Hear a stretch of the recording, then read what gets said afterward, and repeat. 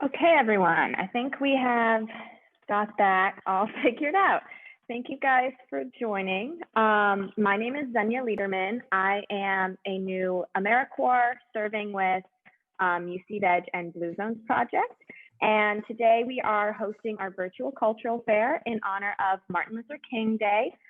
It's our service day with AmeriCorps. And yeah, so we ask all participants if you would please mute yourselves. I see all of you have, but just keep that in mind so that we can, hear all of the awesome things that we're going to share without any disruptions. Our schedule is posted on the event page, but I will also share it here right now so we can just go over that quickly. Let me pull it up. Actually, Nico, do you have that set up? Could you do that quick? My tabs have. Okay, there we go. So this is our event. Like I said, we're starting here at 1. And at 1:20, we will have our opening videos from all of our submissions from everyone here in Douglas County. At 1:35, we will have Tess Loomis, who is going to be our first panelist, speak about her experience being the first Filipino in Roseburg. Then we will have Cherish Wanter, who is one of the other AmeriCorps who helped create this event. She will be a panelist as well, talking about the dangers of a single narrative. Then at 2:05, we will have our community video submissions. And we'll have a break for trivia in between those, followed by more video submissions and another trivia. And then we'll have our panelists, 2 other panelists at the end. We will have Juliana Alverez at 4:20, and then Pastor Howard at 4:40. And then at 5, we will have closing remarks and a closing video. So we really hope that you can stay and join us for this whole time. We do have these breaks in between, but we understand this is a long event. So please come back and join us if you do have to hop off for a bit. But that is the schedule. So thank you, Nico. And yeah, so just to acquaint everyone with Zoom, the mute is in the bottom left. Video is also in the bottom left to turn those on and off and such. If you have any questions or comments for us throughout the duration of this event, you can post it in the chat. If you just click the chat button, you can type to everyone and we will have someone in charge of monitoring those questions and comments. Yeah, and so with that, I will move to Cherish, who will give us some introductions to the cultural fair and all of our participants. Hi, everyone. Once again, thank you so much for joining us today to honor Martin Luther King with this event, the Cultural Fair, titled Celebrating Diversity in Douglas County. I'm just going to talk a little bit about how this fair got to be, who's all involved in it, and what we hope to kind of gain from doing this event. So about 4 months ago, I was living outside of Roseburg after just moving back to the country, trying to find what to do next. I was looking for jobs and I got offered this position serving with AmeriCorps through UC Veg in Roseburg. And I was like, I want to learn more about this new community I'm going to be a part of. So I started to do a lot of research, just basic things like when you're moving to a new place on demographics and such. And it was amazing to see that in Roseburg, over, I believe 95% of the population is of European American descent. And when I saw that, I was like, wow, I've never lived in a place like that, but that's really interesting. And I'm like, but I also want to learn about the other like 3 to 5% that also they're the minority groups, to learn about like their stories and their experiences being in Roseburg. So for MLK Day as AmeriCorps, we are kind of required to host a service event. So I was like, okay, well, let me take my curiosity and kind of like turn it into an event for the community as well. So we can all come together as one body to kind of just listen to the different members of our communities, share their culture, share their experiences, and kind of just grow closer together. So that's how this started. So we're here today, and Xenia already introduced the schedule, so I'm excited to do that. And right now, I'm just gonna go over some expectations for this event. So again, because we're having people come to share their stories, that is an act of vulnerability, and it's an act of trust in all of us that we are going to be respectful of what they're sharing, that we're going to receive what they're saying, even if at times it makes us feel a little uncomfortable. That means that any awkward questions also that we have, you can also ask those questions as well, because that's why we're here, to learn together. So absolutely feel free to put your questions in the chat. The other members of this event are going to start, I'm going to introduce them. I'm going to tell you about their roles soon. And part of that, their roles is to monitor those questions and ask them at the appropriate time. So I'm going to start that now by turning it back over to Xenia so she can introduce herself. Hello again, everyone. Like I said, my name is Xenia Liederman. I am the Community Garden Coordinator with serving with UC Veg and Blue Zones Project through United Communities AmeriCorps. I'm originally from Minneapolis, Minnesota, and like Cherish, I moved here in August to start our term. Okay, I'm gonna call on Nico Paget to go next. Hi, everyone. My name is Nico Paget. I am also an AmeriCorps service member. I am serving here with Blue Zones Project Umpqua. I am originally from Denver, Colorado, and like the other two, I also moved here at the end of August, beginning of September. And just to add, for today, Xenia is going to be our MC, so you're going to hear her introducing all the videos a lot throughout this fair. And then Nico is going to be monitoring the Zoom room. So any questions you have within the chat, you will be interacting with Nico mostly. And I'm going to call on Juliette Palenches to introduce herself.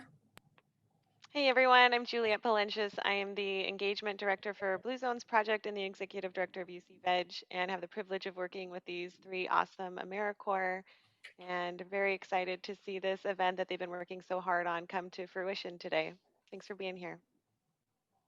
And lastly, but not least, I'm going to introduce Juliana Morez to just share some important things as well. I want to do a land acknowledgement. Let me pull it up so I can read it correctly. I work with a lot of the tribes that have children at Roseburg schools. When we have our traditional gatherings or educational gatherings for the tribes, we usually do a land acknowledgement. So I would like to acknowledge the indigenous people of the land. We have the privilege here in Douglas County to live in the traditional homeland of a federally recognized tribe. The traditional grounds of two tribes, the Cow Creek Band of the Umpqua and the Coos, Lower Umpqua, and Soyusla tribes are in Douglas County. We live within the land of the tribes of the Kalapuya, Molalla, and Tequilma tribes as well, who were sent north to reside in the Grand Ronde and Siletz reservations. The Cow Creek Band of Umpqua Tribe of Indians is one of the 9 federally recognized tribes in Oregon. The tribal governments in the state, I lost my voice, recognize the Indian tribal governments in the state of Oregon. The Cow Creek people call themselves the Nahankutana, and in their traditional language. The Cow Creek people's traditional territory includes the Umpqua watershed, stretching from between the crests of the Cascade and Coast Ranges along both forks of the Umpqua River, from Cottage Grove to what is now California border. However, the Cow Creek people were very mobile and traded with the tribes in Oregon along the coast, the Klamath Marsh area, Northern California, and even the Columbia River. The Cow Creek tribe has a long, rich history in Southern Oregon that reflects the hard work, perseverance, and desire to be self-reliant. The Cow Creek people practiced a seasonal subsistence round that took them from the winter villages along the major waterways in the lower valleys to the high ridges of the Rogue Umpqua Divide in summer. Their traditional everyday clothing was simple and made of buckskin or bark from the leaf of from the big leaf maple. Waterproof capes were made from red cedar in the rainy season, and ceremonial regalia was richly adorned with bear claws, marine shells, pine nuts, and stone beads, and also bones. At the time of contact, there were 5 bands: Miwalita, Quintitusa, Targasen, and Wardahu, and the Myrtle Creek Band, whose name has been lost. The Cow Creek tribe today consists of members of the 7 founding families, thus 7 feathers. The tribe now includes over 1,900 enrolled members. The Cow Creek tribe's traditional territory is between the Cascades and the Coast Ranges of southwestern Oregon along the Umpqua River. Its primary feeder stream, Cow Creek. This territory included the entire Umpqua watershed. However, the tribe was very mobile.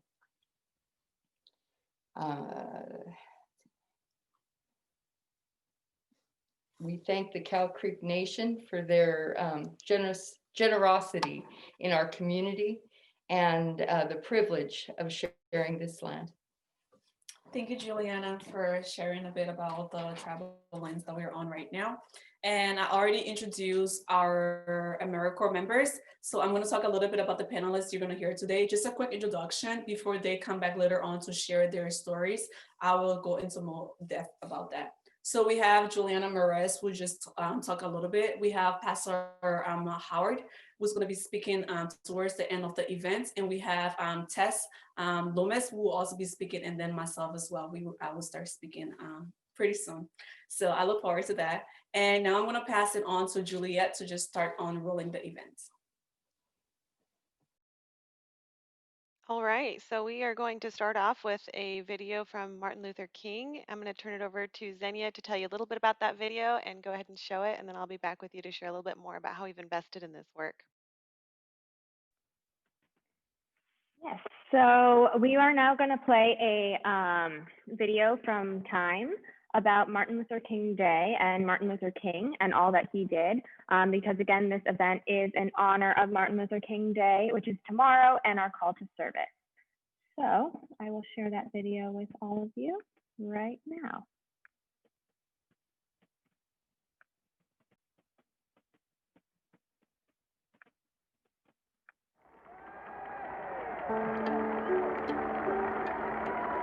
I grew up hearing Dr. King.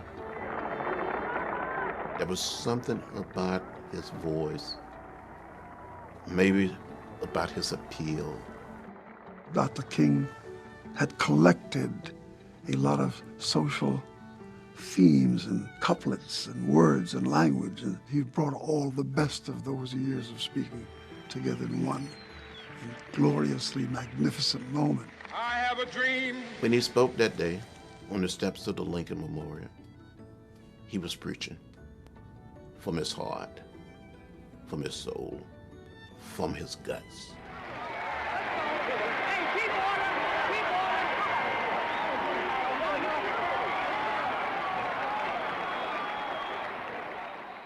As the day of the march drew near, I stayed at the Willard Hotel where Dr. King was staying. Now, among his advisors, there were those who were suggesting, Martin, people are coming to the March on Washington because they've come in to hear you preach.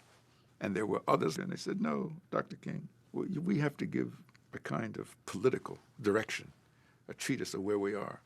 I was part of that group. And he was being very gracious. He said, well, thank you so much, but I'm going to go up and work on my speech and counsel with the Lord.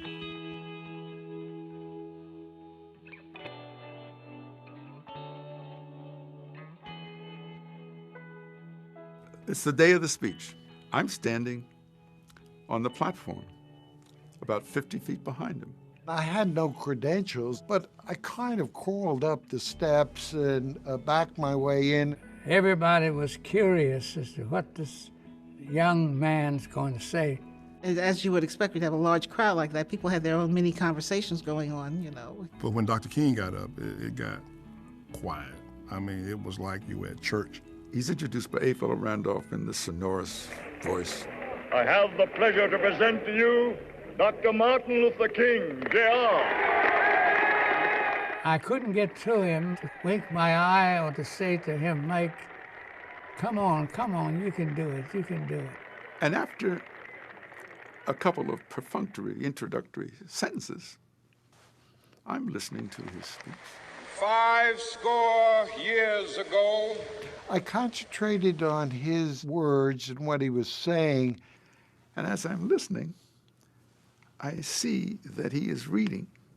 I had written out in longhand a possible opening paragraph. America has given the Negro people a bad check. And I did notice at a certain point, he starts off reading, and then at a certain moment, Mahalia Jackson interrupted him while he's speaking. Tell him about the dream, Martin. Tell him about the dream. His whole body language changed. And he changed to what I call the Baptist preacher stance. And I say to the person standing next to me, whoever that was, I said, these people don't know it, but they're about ready to go to church. I have a dream that one day this nation will rise up. like the greatest jazz musician, he just does an incredible solo. It was as if some transcendental terrestrial force had come down and taken over his body. I didn't know that Dr. King had left the script, but that's what was in there.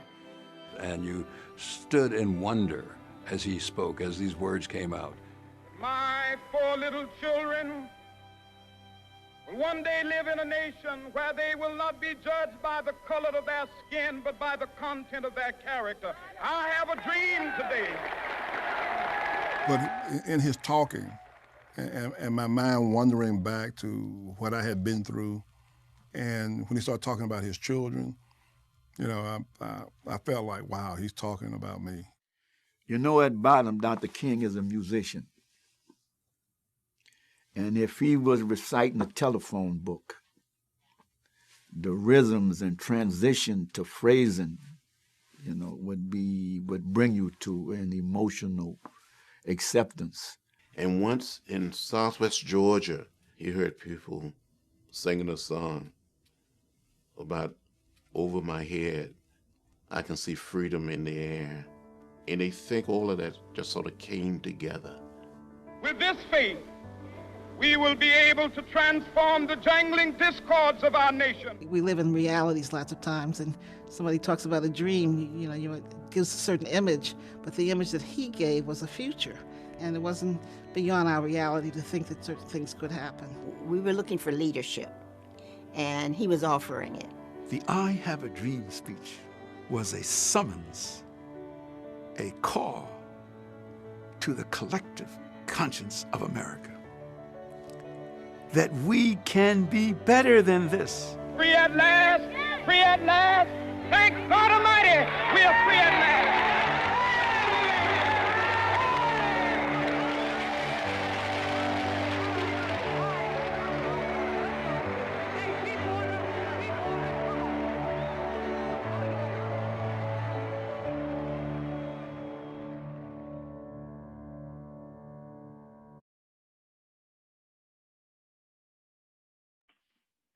Okay, so that was our opening video.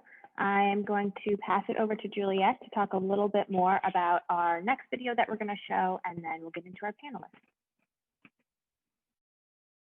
All right, this next video is from Vernee Myers, who is the Vice President of Inclusion and Strategy at Netflix, but also a long-standing diversity expert and just a wonderful speaker. She has a TED Talk available online that I encourage you to watch at some point after this event. She's going to discuss the impact of our cultural lens on our daily relations and how to counter bias in our own words and actions. Equate culture with race or ethnicity or nationality. And in fact, people will say sometimes to me, they're like, oh, Miss Diversity Lady, I wish I had a culture. It's so interesting. If you have a culture, I'm just plain.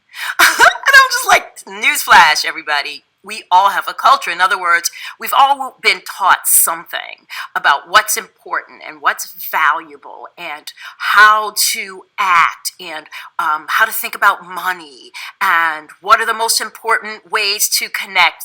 These are cultural ideas. What's beautiful, who's valuable. all of those things are aspects of our culture. And so when we talk about cultural lens, we're talking about what we experience or got taught about the world and how it works. And as such, it creates a set of filters and lenses through which we're looking at every single dynamic, relationship, and we're interpreting what it means through those filters. So a lot of people are like, look, I see it all. No, you don't see it all. What you see is your own peculiar version of the world. So for example, I come from a family where we're very boisterous and we talk a lot and we talk over each other all the time, and we love it. But for example, if I were to invite someone who comes from a culture that's different than ours from that respect to my dinner table, right? So maybe they come from a culture where you wait until someone finishes speaking before you speak. Or there's a culture about who respect and who gets respected, or there's a certain kind of deference you give to the host or someone who's older. It could also be a personality thing. People may be introverted versus my family is extremely extroverted. So if you come to my home and you are in your culture, we'll be really nice to you. We'll get going. It'll be all exciting at the table, and you may not have a moment to interject, or you may feel like, oh, this is all too much. When you leave, we'll be really nice to you, but then they'll say to me, let's not have her back again. She's awfully boring, right?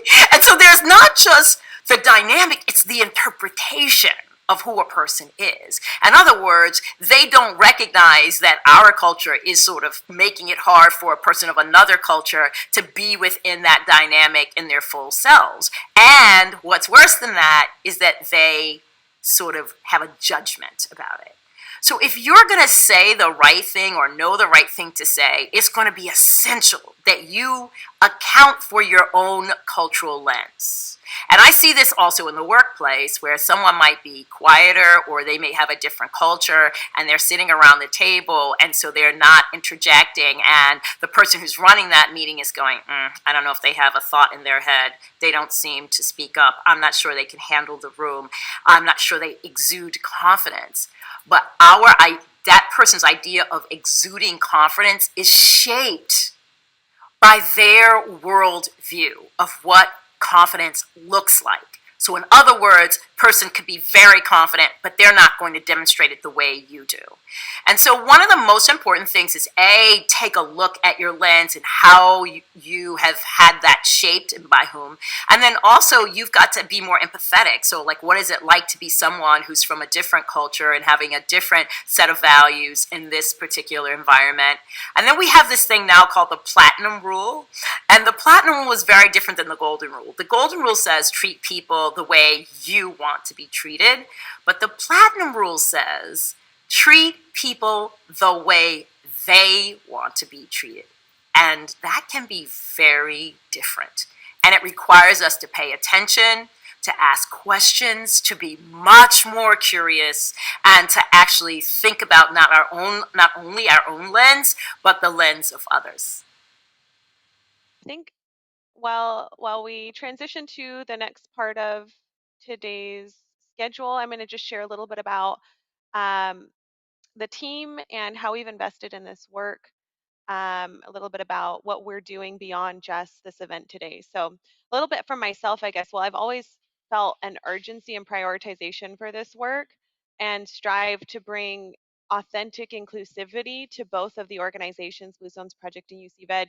I felt a palpable shift after the events of mid 2020, allowing and encouraging an investment of staff time and even budgetary allocation like never before.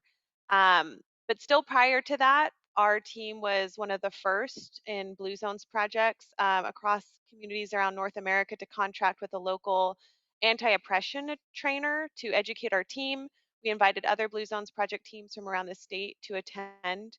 Our blueprint, which is how we decide what we're working on, has really evolved in recent years to identify a deeper investment in diversity, equity, inclusion, including engagement of our marginalized populations, support for work sites and staff and review of their health, equity, diversity, and inclusion practices and culture, and an internal assessment of our progress on both teams. So, and then our Blue Zones Project Central team, our national team, in partnership with Praxis Group, has conducted survey assessments across Blue Zones Project communities to measure activity related to DEI, cultural competency, and anti-oppression. And from that, new roles in our organizations have been created to emphasize work around these topics and provide for staff time and to really do this important work. I have the opportunity to sit on a health, equity, diversity, and inclusion council with the Blue Zones Project national team. I'm going to start a training with the Praxis Group, a train the trainer training next week that I'll be able to share and make available to the local community to contribute to the local resources that we already have available. And our full team has really strived to maximize utilization of local trainings by local, statewide, and national partners to better support the delivery of programs appropriately and effectively, right? To make sure that we're bringing the right the lens to the work. Our team is really passionate and enthusiastic about this work and integrating changes through our hiring practices, translation of our materials, marketing, and prioritizing learning and strategy around this topic at standing weekly meetings with our leadership. We do semi-monthly lunch and learns where our team has the opportunity to share what we're learning from our full experience. And we do this because I believe when we show up as full people across all spaces, we're recognizing the richness and diversity in thought, in perspective, in creativity, and just really excited to be hosting this as just one piece of a bigger effort to recognize and understand that and understand and celebrate diversity and to be intentional about inclusivity at every level, which requires reflection, investment, and growth. And I want to encourage you today, there are things that make you uncomfortable to stop and ask yourself why. This is our first time doing this, and we've invited people to give us the gift of being vulnerable and sharing their hearts, sharing their stories. So please show our presenters the utmost respect and appreciation for giving to us today. One thing that we encountered as we navigated the process of creating this event is that it's a big and maybe even an unfair ask for people to try to represent their cultures. Many of us have been stripped of our cultures by force or by pressure to assimilate, and therefore have lost immersion in our cultural traditions. And that's not our fault. This is an opportunity for some of us to really reflect on that and maybe even have a little breakthrough around that. And I'm speaking for myself, I'm speaking for many people that have had personal conversations with about submitting videos. And for us to really come together and celebrate the diversity that we do have and feel empowered to show it and embrace it right here in Douglas County. So this event today is a beautiful step forward, and I'm really proud of the work of Cherish, Senia, and Nico in putting this together, and hope to see this as a first of an annual event.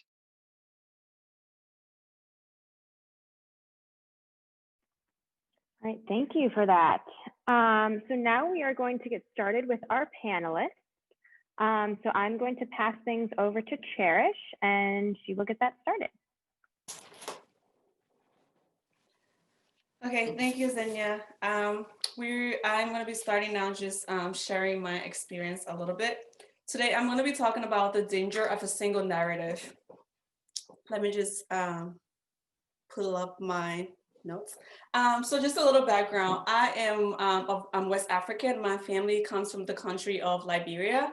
Liberia stands for the land of liberty, and it's actually really closely associated with the United States. After the abolition of slavery in America, you have like a little division between the now free men and women. Some of them, rightfully so, felt that, America was now their land. For generations, they have been living here. They have grown accustomed to the culture, the climate, the traditions, and so many things they have built themselves from being here. So they, wanted to remain in America, and because they were Americans. And then some of the free men and women felt, where we remember the stories of their ancestors that they were learning about Africa, where they were free, the traditions, the culture, and they were so intrigued by it. They were like, no, we no longer want to be on American soil. We want to return back to the continent. So the US figured it out, and they're like, sure, we're going to try to honor you guys' request. So the first group of people went on a voyage back to the continent, and they arrived on West Africa on what is now current day Sierra Leone. And at that time, Sierra Leone was under British rule. So they had issues with Americans just bringing over, people from their country to put them on their land. So they had like a little treaty, and together they gave them land outside of Sierra Leone that is now current day Liberia. But the sad thing is, I know as people, we often end up doing what we learn growing up and within our society. So the two things that the Americans took with them back to Africa was the English language and prejudice. Because when they went there, it's like some of them forgot a little bit of the struggles they had went through on American soil, and they started to like treat the natives of that country the same way. So they took over the government. They were like in charge of the government. They took over allocation of land and resources. When they were in power, they only developed the parts of the country where their people, the AmeriCorps Liberians, which is what they're referred to even today, they develop their parts of the land. Like I would talk to my dad and he would be like, it's like, let's say you're on Roseburg, where we are right now, on like Harvard Street. And that's where the AmeriCorps Liberians are living. If you're driving down that street, it's perfectly paved. But let's say like a side street, like Umpqua Street, that's where the natives are living. They're not gonna pave that street. They just leave it like that, a dirt road. So you can really see how they took the prejudice that they had learned from America back to Liberia. And eventually that led to a civil war within the country that lasted it started in 1989 and lasted until 2003. And as a result of that civil war, we had a diaspora of Liberians moving all over the war. Through the United Nations, Liberians refugees were relocated to mostly Norway, Australia, and United States. And that's how me and my family came to the US because we were refugees. So now I'm going to talk about more on my topic, the danger of a single narrative, about my experience moving and living in America as an immigrant. So the problem is like, Africa is such a diverse continent. It is the second largest and most populous continent that we have. There's diversity within the landscapes, that there's diversity within like the simplest forms of animals to like the most complex, which would be us humans. And within the continent, there are 54 sovereign countries, with 2 countries currently fighting to gain sovereignty as well. There are over 3,000 different tribes and over 2,100 different languages spoken by those tribes. So when you choose a single narrative to represent such a diverse place, you're doing a disservice, not only of the people there, but it also becomes dangerous because you're taking away their story and you're creating a perceptive that is not true to their experience, that is not true to their culture, that is not true to their identity as well. So that's what I want to talk about a little bit right now. So because of that, like in the US, oftentimes within American media, what they show of Africa is people living in like forests and like being referred to as being the land of savages. And then poverty, extreme poverty, is often the message that is shown off the continent, and which is a huge generalization. I want to take a moment to acknowledge that there is poverty there, but there is poverty everywhere. That we live in within our community here, within America, there is poverty here also. But when that becomes the only story that is told, that's all people know of that place. And then another thing that people often talk about is that they think that everyone just lives within the wild, again, just around all the animals within the, whatever you're in, like the safari area, on safaris. Basically, you live on safaris your entire life. You're just seeing lions and everything there. And I remember being in elementary school, because I came to the US when I was about 11 years old, and people would ask me, grown-ups that were like, oh, I could be the child, they would ask me, oh, Cherish, did you used to see lions and like elephants everywhere? And I was like, no, the only time I saw them was when I went to the zoo. And they would laugh and they would be like, wait, there are zoos in Africa? I'm like, yes, people live there. And humans, we like to dominate. So in some instances, they will put those creatures, take them from their land as well, and put them in those cages for us to view them. That was the only time I saw it. But where that message tends to become really detrimental to people like me, like our mentality as immigrants living in here in America and trying to assimilate and grow into it, is when people start to use that misrepresentation to insult you and to bring you down and to kind of like put you within this box that is not true to who you are. I remember my cousins would get in serious issues in school because children would refer to us as like African booty scratcher. And it was like, where did that term come from? And it was actually first featured, first used in an African-American film titled Boys in the Hood. And within the scene of this film, you have an African immigrant kid, African-American at that time, talking about his experience in Africa and how is the scientists now say that is the continent where life, began. And while he's talking about this, Black American kid is like, don't tell me that I'm not African. I don't want to be associated with you, you African booty scratcher. And you can kind of see that from that Black American kid's perspective is also because his identity has still been rooted in Africa, where he doesn't identify either. He's not, he's truly American, so like he doesn't appreciate being associated with the continent now that he's so removed from it and is not a representative of his identity as well. So that's how the term first was used. And from then on, I'm pretty sure that if you meet any African immigrant kid, they will tell you that at some point in their life, or someone they know has been called an African booty scratcher as an insult to them. Another incident was when I was in middle school. I used to work with a teacher next door to just help her out while she was teaching her classes. And we were out one day, me and the children, and we were playing. And one of the little girls, she comes up to me and she's like, Cherish, I want to ask you some questions. And I'm like, okay, kids are really curious. And she's like, so you were in Africa, right? Like, did you used to wear clothes? Like, did you have clothes to wear? Like, what did you used to eat? Did you like only used to eat like bugs and stuff? Is that all you ate? And like, where did you sleep? And like, how was your life? Like, they couldn't like imagine the fact that there were houses in Africa, that there were cities in Africa, that there's people are surviving. They're not even like surviving, but living high standard life as defined by Western culture, whatever that may mean. That there is that level of existence in the continent. And she was just this little kid, and you could just see from what she had been seeing in the media, her perspective and her lens, as Verna was talking about earlier, was already being formed. She was already getting a perception of like what it meant to be African. And if there wasn't anything to kind of like change or shift her perspective at that moment, she would continue to view people from the continent like that. Because years later, when I was in a grocery store, there was an older lady, probably in her 50s, and my supervisor at the time was Sierra Leone, and she was talking about her going back to Africa to visit her family, and the lady asked her the exact same questions as this like 6-year-old asked me years before. Like, where are you going to sleep? Are you going to sleep in a tree? Like, what are you going to eat? Are you going to be naked all the time? Like, where is the plane going to go? Are there even airports on the continents? Because at some point in her life, she hadn't really experienced a different view of the culture. And all that to say that everything that we learn from the media, we should take with a grain of salt, everything that you learn, because not what the show is not a true representation of all that exists.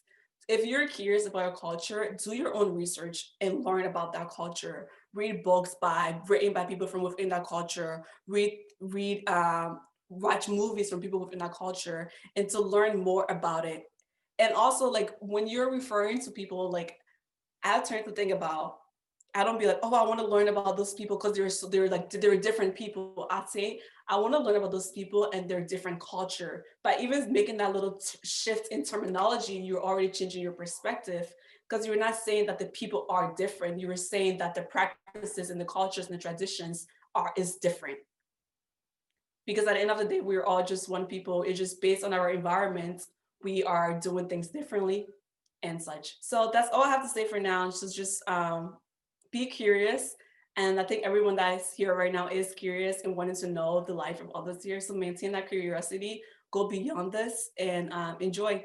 And last tip on Netflix right now, there are a bunch of African movies. So go on there and check it out and have some fun and learn more about the continent and what we have to offer. Thank you so much.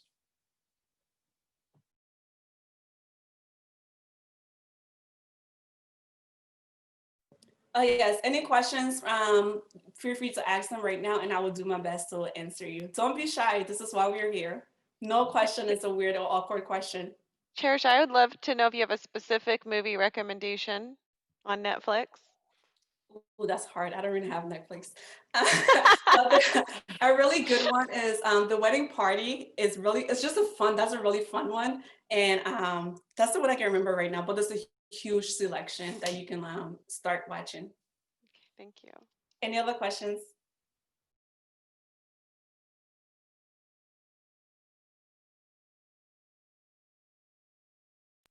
No. And before we move on to the video submissions, I do want to introduce our next panel speaker, Tess. She will be speaking because she was the first Filipino American woman to move to Roseburg on her experience. So Tess, if you're able to, I'm going to call on you now to just share your story.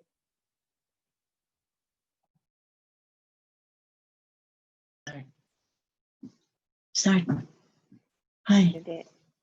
Ikaw na. Oh, start na. So, you're unmuted, so go ahead and speak. I'll tell them this. Okay, before we start, we have a technical problem, so we like in late. Sorry. So hi everybody. Now you can talk. Start talking.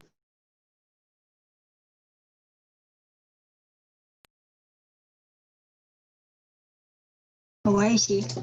Okay. Well, hello and good afternoon.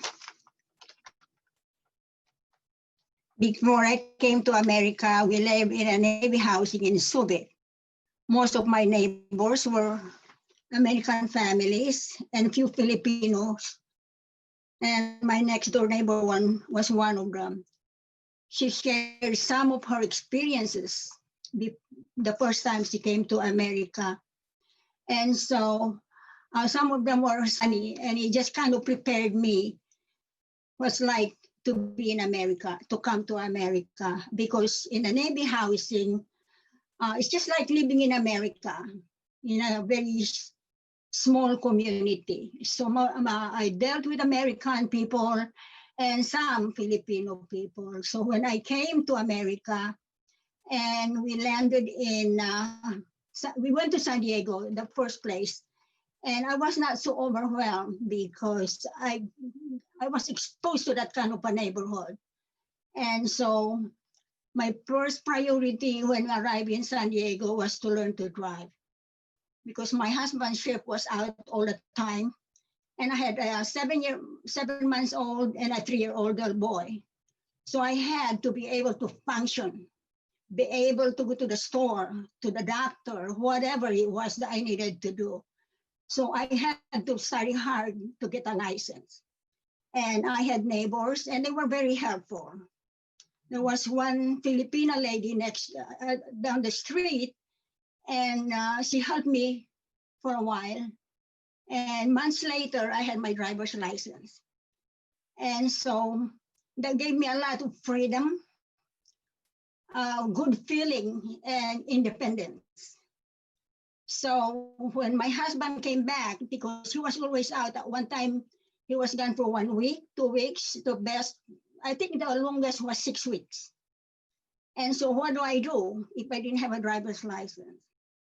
So then I thought I would just go to the grocery store with it. Well, I got braver and braver and went around San Diego. Well, in 1962, we went to Key West, Florida. And I did not like Key West. It was too hot. And the people there were Cubans, and they were very prejudiced.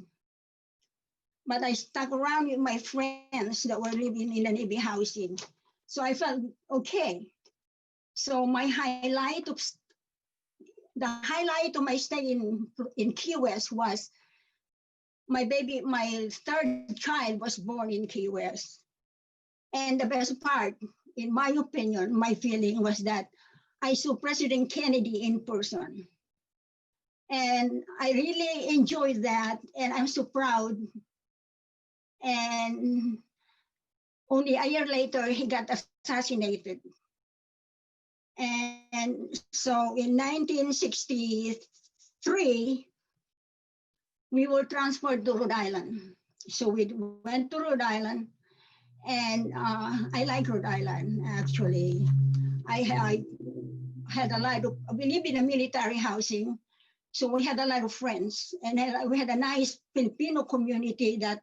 That's one thing about military dependence, is we hang around and help support each other. One would go to the grocery store and say, call everybody, what do you need? What do you want me to pick up for you? And we did that. Like one of us, one of the mother, the younger one she had a baby. I took care of the baby in daytime, the other one at nighttime.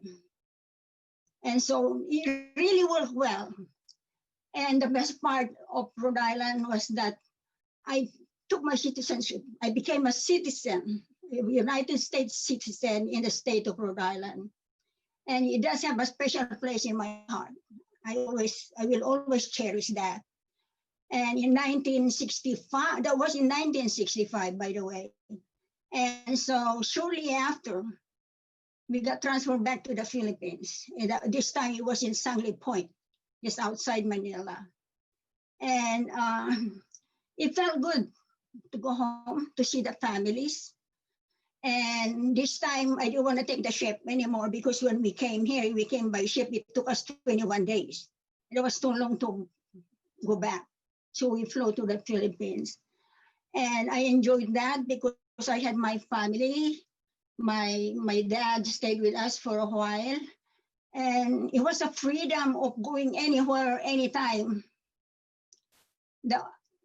We wanted to, my husband and I would go places. And the house, because we had some money taking care of my kids. And that's one thing I miss, is the help. But I got used to that after when I came back. So in 1967, we came back to the US. This time we went to Long Beach. And in Long Beach, I mingled with people in the Navy, the military dependence most of all, because in that unit is all military dependence. Again, we help each other. In that whole neighborhood there was only one husband home. The rest of our husbands were gone, different directions. My husband was gone one time 3 months, one time he was gone 6 months. So anyways, and I want to point out that the 4 years that I was in the US before I went back to the Philippines, the 4 years that I was in the US, I lived in 3 different states. And I kind of enjoyed that because I saw places like driving from California all the way to Key West, Florida, all the states that we went through. And so anyways, in the Philippines, it was different because then, again, that freedom of going anywhere, anytime, and we went out and have good times. But unlike America, I was so limited the first 4 years that I was here because I had little ones and I didn't have anybody to stay home with them. So from Long Beach, we got transferred to Hawaii. And I like that one. I enjoyed Hawaii because in Hawaii, there were, again, it's an international island. All kinds of nationalities in Hawaii. And no one ever made fun of my accent, my pronunciation, my nationality, or anything like that until I came to Oregon. And that was in 1971 when my husband retired from the Navy. I don't know, but we decided to come to Oregon because I was convinced by my friend who lived here then, was living here then. She told me it's the best place to retire, and I believe her. Well, a year later, she moved back to Rhode Island. And I was really hurt by that. So a lot of things happened after we got in Oregon, and I was never really, and I was taken. At one time, I was taken as a Japanese. Somebody told me, he said, "I hate Japanese." And the person next to me told him, he says, "For one thing, she's not Japanese. She comes from the Philippines." And that guy knew what the Japanese did to the Filipinos. So he didn't say anything more.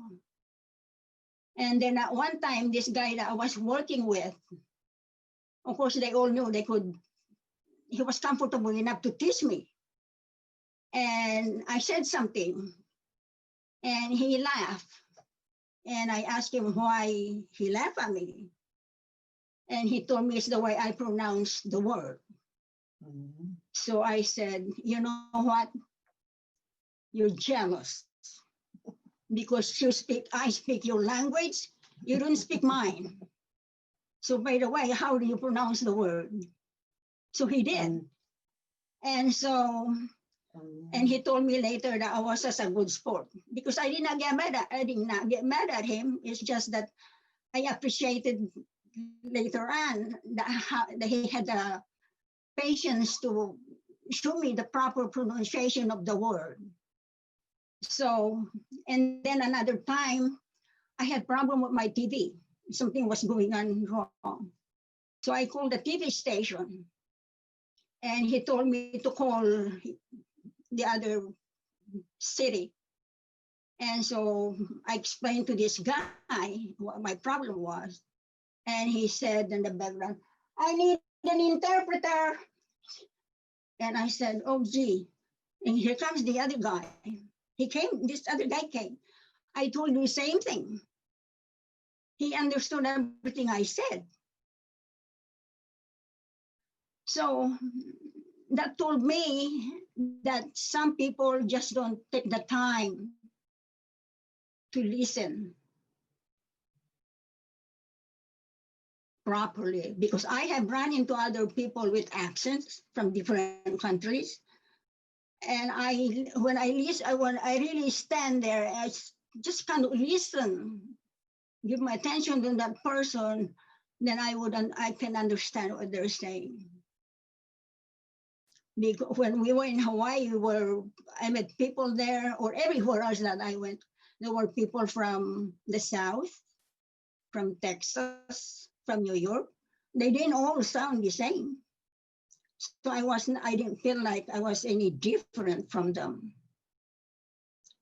So I wouldn't even try to change my accent or change anything about me,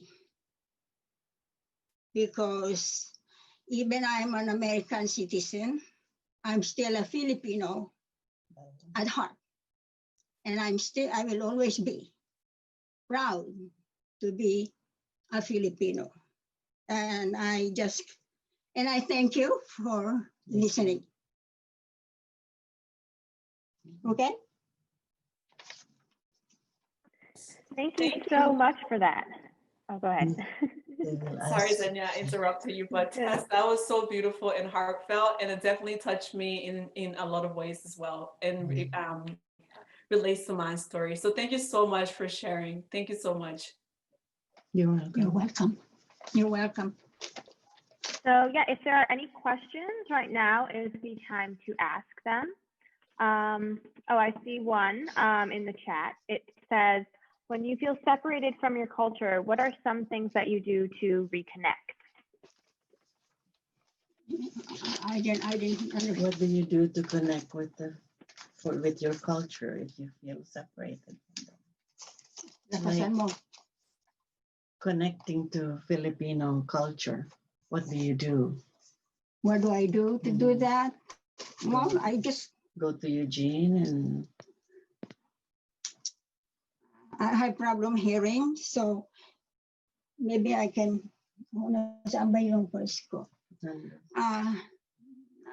Over time, I'm old. I came to America 60 years ago, so I have problem with my hearing. And if you would just speak a little bit louder, I could understand what you were saying. I can repeat it, and the question is in the chat as well. But basically, what are some things that you do to reconnect with your culture?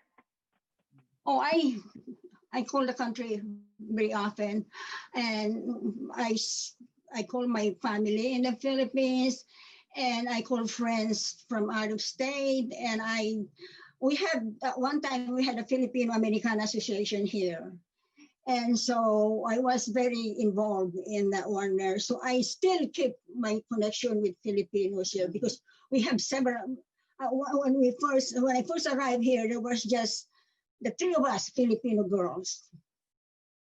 And so we had breakfast together, we shared things, and we shared a lot of things. Like one was here, been here a while, a long, long time. The other one was the one I met in Rhode Island. And she was the one who convinced me to come to Oregon. And so, and then as the years passed by, there were more Filipinos coming here. And I used to know everyone that came to town. But now there's so many of us here that I don't know them all anymore. But we're still these Filipino ladies.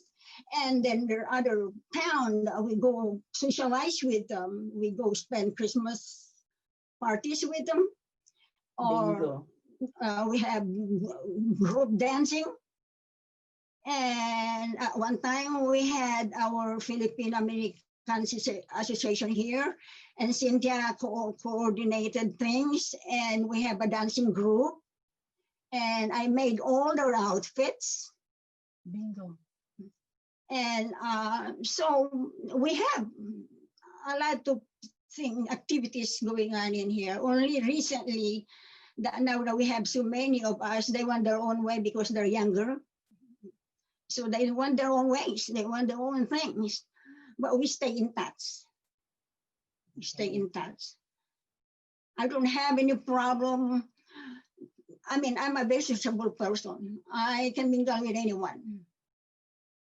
You know, I'm not someone who isolates myself. I mingle with anybody.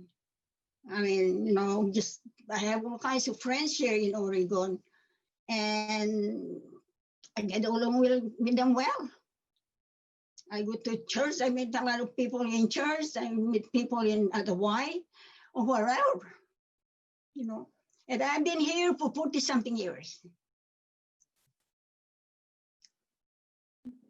Cool. We have one more question for you that came through Facebook Live. And so that question is, what does being Filipino at heart mean to you? Meaning to me is, even I've been here that long, I still think of Philippines, my Filipinos, because I still have families there. So I'm still a Filipino at heart. Is that what I'm meaning? Even I'm here and I love it here. I love my life in America. But I still call Philippines my home, regardless. Because I'm just fortunate to be able to come to America, because not everybody could come here. It's very difficult. I mean, paperwork and all that stuff, especially now, they cannot even come here anymore. But I still go home from time to time. The last time I went home was 2013 for a class reunion. And I was supposed to go home last year, but then this pandemic came along and that hindered me from going home. And I have families still there. My only brother's children are still there. And so that's what I mean by Filipino still at heart. Because I'm still a Filipino any way I look at it, and I would never deny that. Well, thank you so much for that. That was great. Well, I don't think there are any more questions. Can I ask one, Xenia? Oh yeah, go ahead.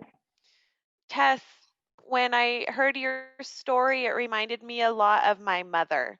She speaks with an accent because she's an immigrant to the US, and I saw the disrespect that she sometimes received from people just due to her accent. And it was really hard to see as her daughter. And I often felt that I was sort of a translator between her and the rest of the world. I didn't even hear her accent until one day I spent time with some of my white friends all day, and I went into their kitchen and they played their messages on their answering machine. And there was a message from someone who I didn't recognize with a thick foreign accent.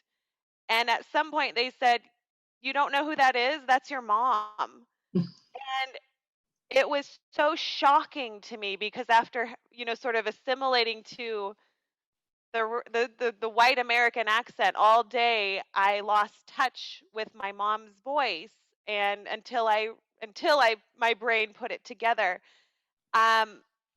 One of the things that my mother has experienced is that when she goes back home to her home country, she now feels different. And there's a little bit of distance between her and her home country. And of course, there's a difference between her and the people here. And so it's a little bit of like this weird in between space where you don't truly identify with any specific culture or don't feel fully accepted by any specific culture. And I'm just wondering, does that happen to you at all when you go back home to the Philippines? Can you relate to that at all? And can you share with us about maybe that experience? No, I did kind of feel different because some of because I have to learn. I sometimes, because I'm always, my mind is, well, prior to that, okay, let me step back a little bit.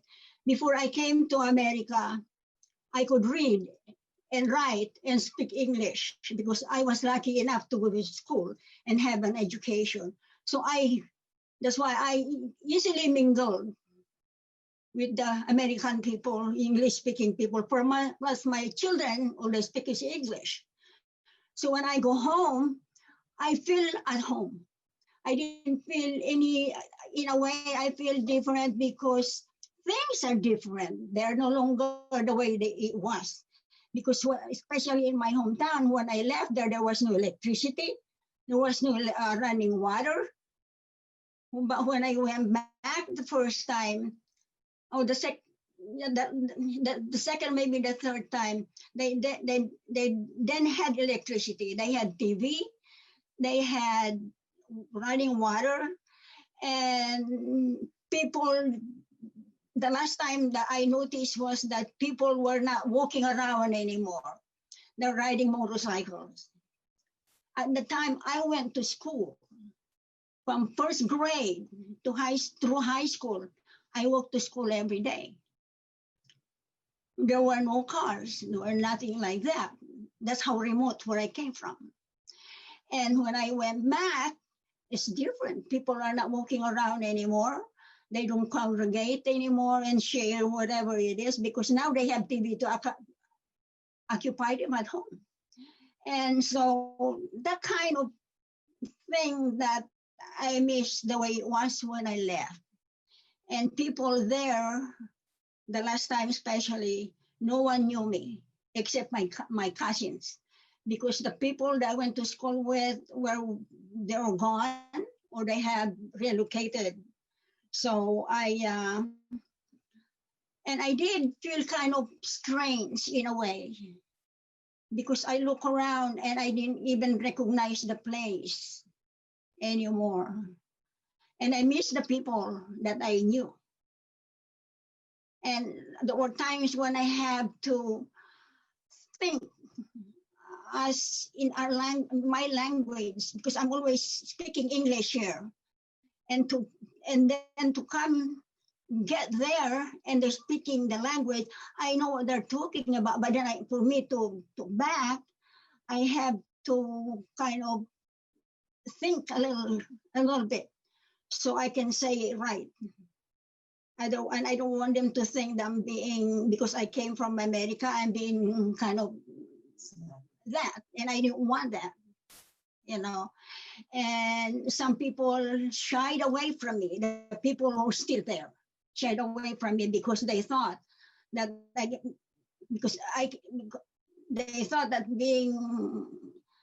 because I came from America, now I look at them differently. I was glad to see them, and I was the one to approach them, go to them and say hello, because they were kind of thinking they are not fit anymore to speak with me, and that was not the way I felt about these people.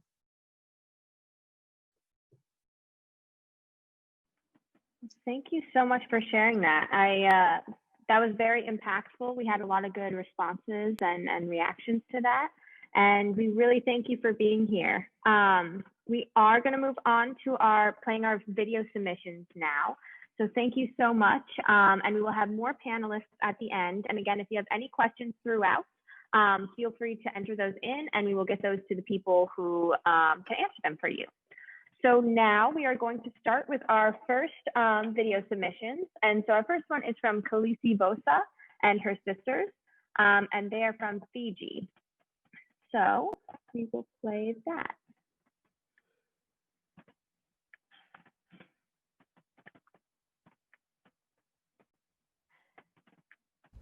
Hello everybody, we are three sisters from the small island of Fiji, an island in the South Pacific.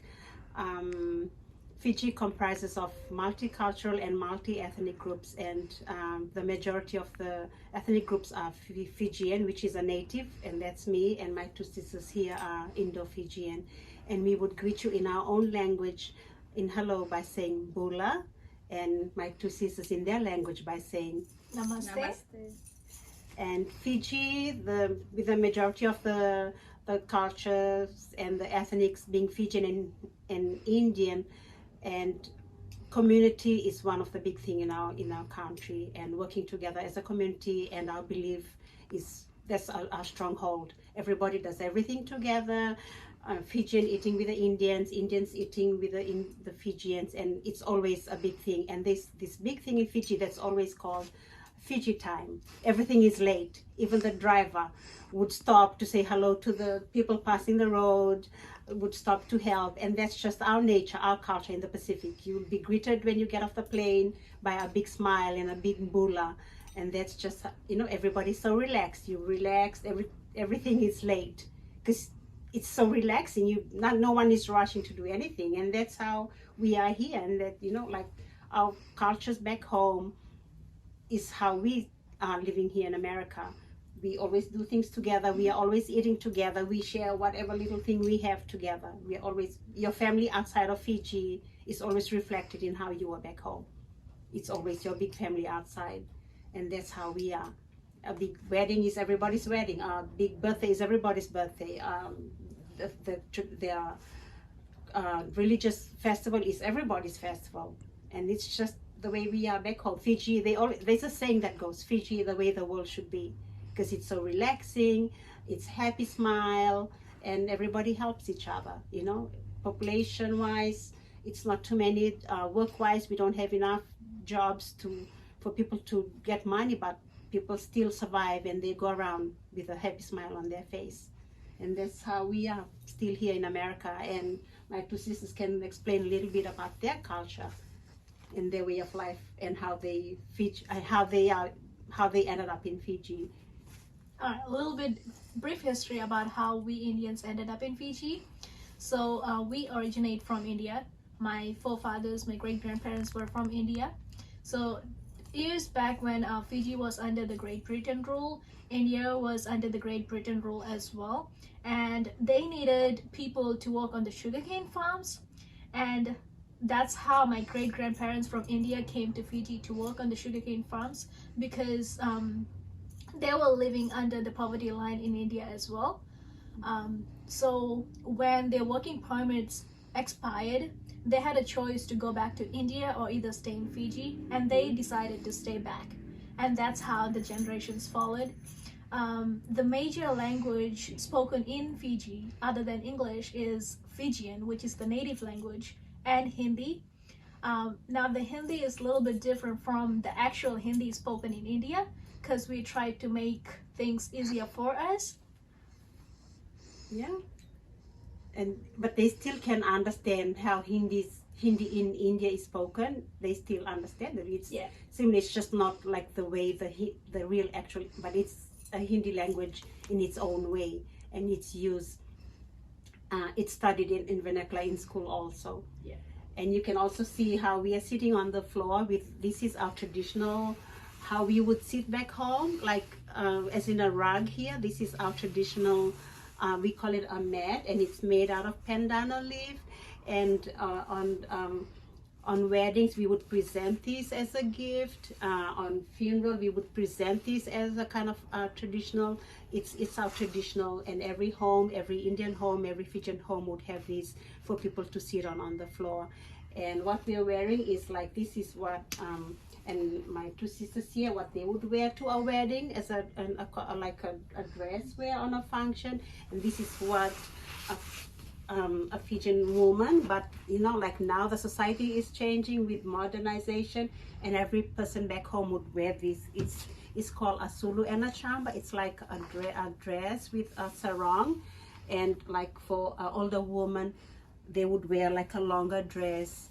And because in Fiji, as in our culture, like it's always, you cover your legs when you're in the village and you're working, you always cover your legs, so it's always longer. And that's how we dress. They would wear that to a wedding, and I would wear this to my wedding, and they would wear this to a Fijian wedding. And you could wear these on a normal day, and that's our wear that we wear back home. 2, 1. Hi, my name is Kalpana. My name is Salochna. She is my older sister, and we're gonna talk about how we, being sisters, have cultural differences. So I have lived in Fiji for almost 23 years before I decided to come to the States to complete my education.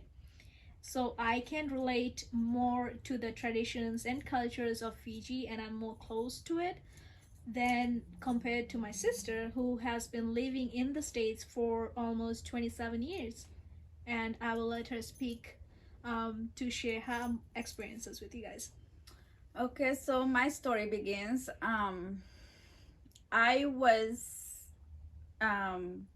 my younger sister was 4 months old when I moved away. I got married to an American family, an American man, and I was still in high school when I was about 17, got married, and then it was arranged marriage, and my parents arranged it for me, the family members. So I respected my parents and said yes, and you know, also thought about our future, my family's future, because we were very poor.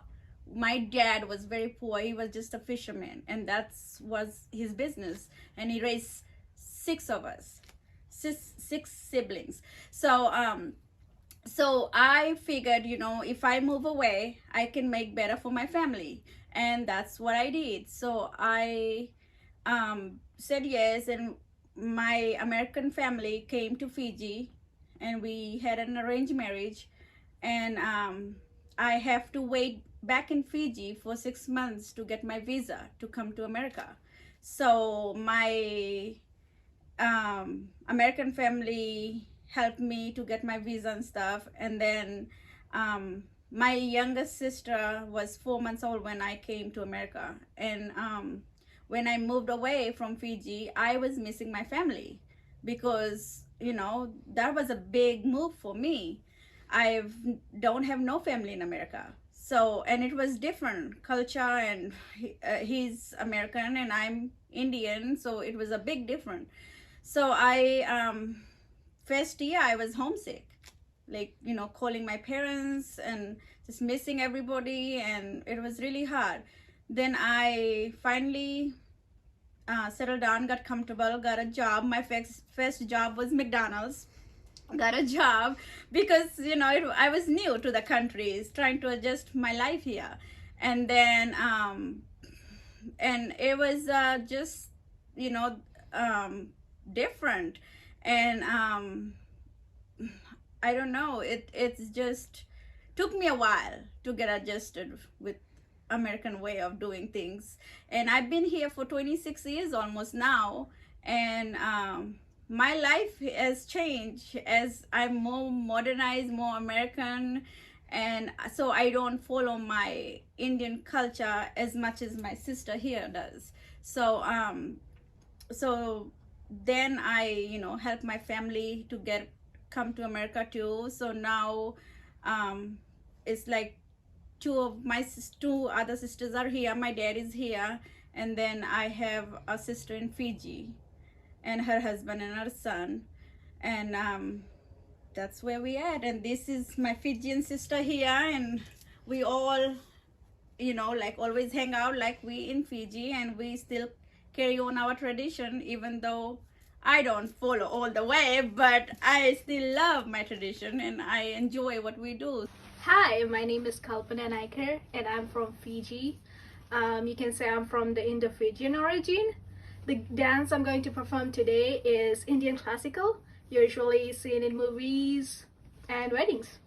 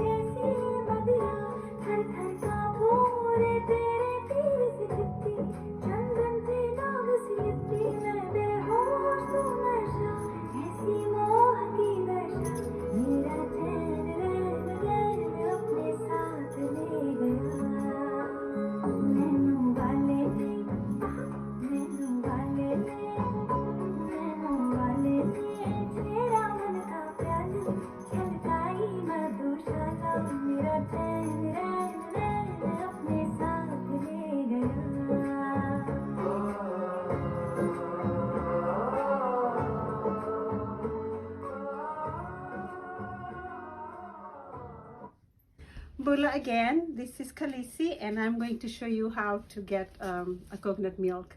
So we always pick the matured coconut, which is brown. The green one is mostly used for drinking. If you want coconut juice, you pick the green coconut. And the brown one, the matured one, is one ready that you get the coconut milk from. And you notice these three eyes on the coconut and then these three lines. So the line that doesn't match, that's where you crack from to make an even cut. Okay, so I'm going to use the chopper to cut it, and then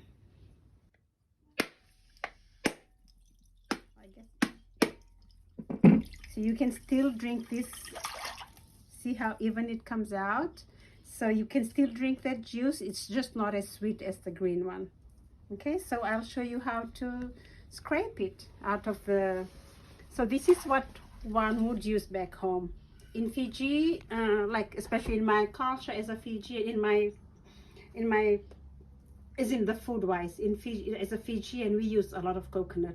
A lot of the food we cook, we add coconut milk to it, be it fish, a vegetable, it's always coconut. And coconut is grown everywhere. You can just go out and pick coconut laying on the ground to make something out of it. Okay, we use coconut, and from a coconut, we scrape, you eat the flesh, you clean out the shell when it's taken, the flesh is taken out. You use the shell and you clean it out and you smoothen it to use as a drinking cup, as a cover. Our traditional drink is kava, and you use it as a kava bowl, or you use it as a fish bowl to drink a fish soup out of.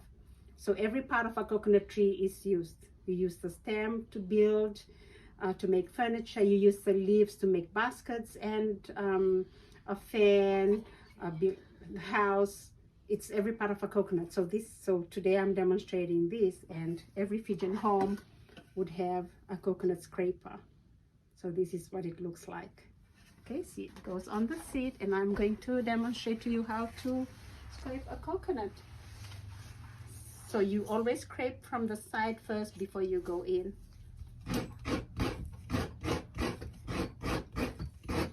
You can see the coconut flake. So this is how in holidays, when we are making coconut oil ready for school, and everybody's out collecting coconuts, and they're husking away the husk, and then everybody's, as in a extended group, the whole community is grating coconut and scraping coconut to make coconut oil. And that's how we use oil. We use oil on our skin, we use oil for cooking. So coconut is for everything. Even after the milk is taken out of the flesh, you still use the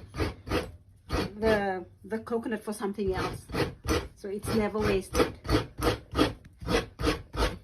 So this is the coconut that I grated out, and always you see how the coconut's coming out.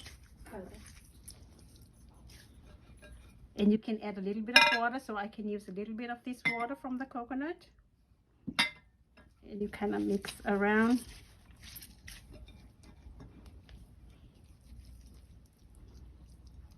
That's your coconut.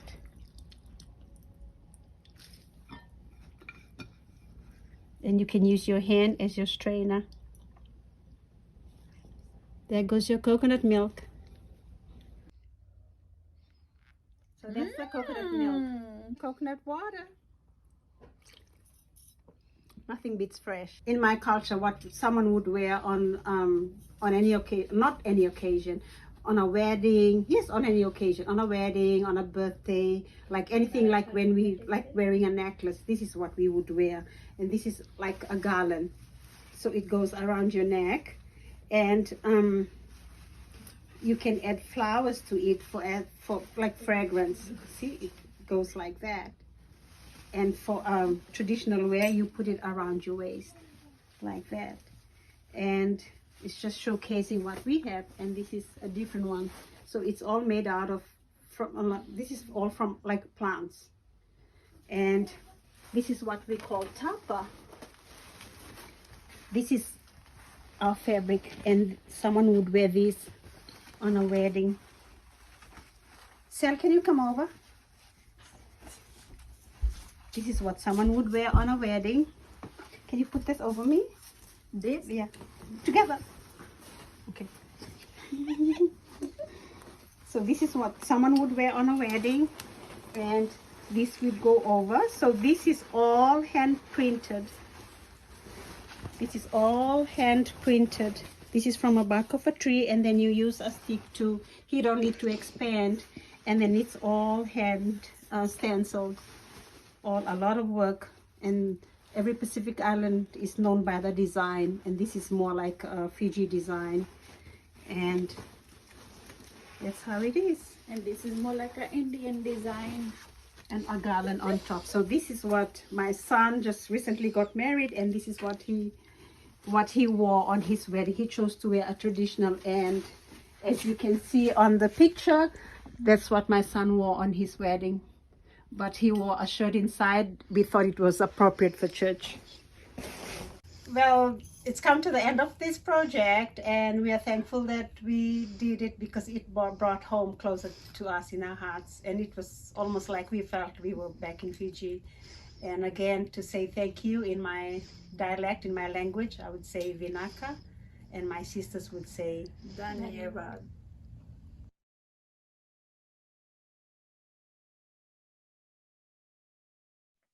Okay, so that was great. So we want to say thank you to Khaleesi.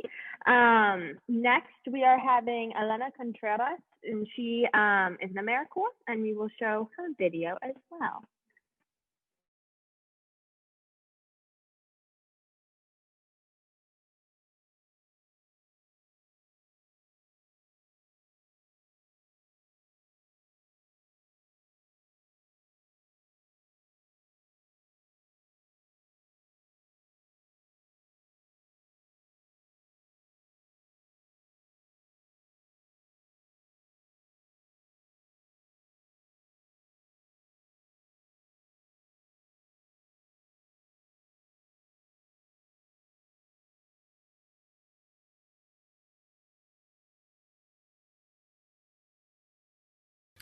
Hello everyone, my name is Elena Contreras. I am an AmeriCorps member serving with the Douglas County Partners for Student Success.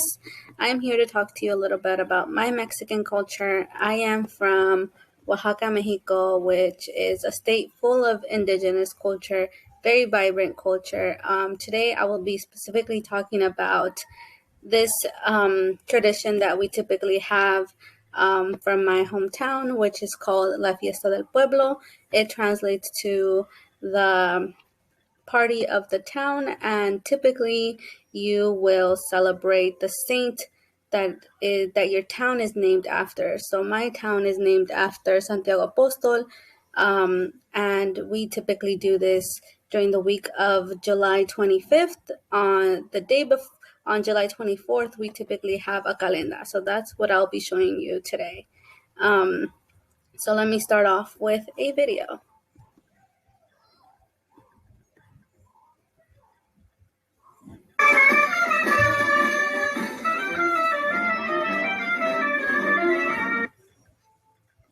Yes, so that video is of people from our town going to the church. They are all dressed in traditional clothing and are getting ready for the calenda, which starts and ends at the town church. So I will be showing you a couple videos of the calenda next.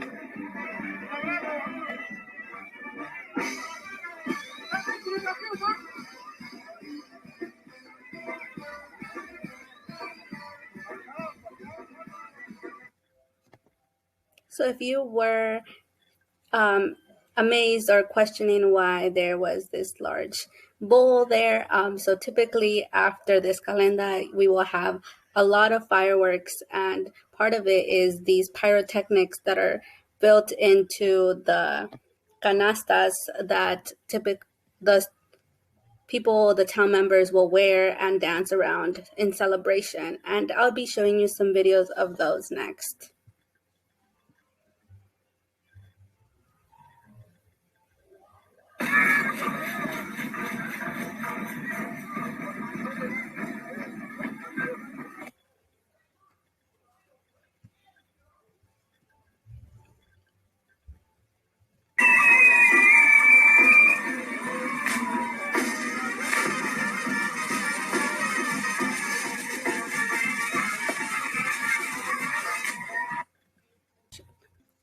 Yes, so those were the videos that I had of the calenda. So typically during this week, we also have a town fair, and we also have a jaripeo, which is a rodeo, and we have food being sold, a lot of food vendors, and a lot of other festivities.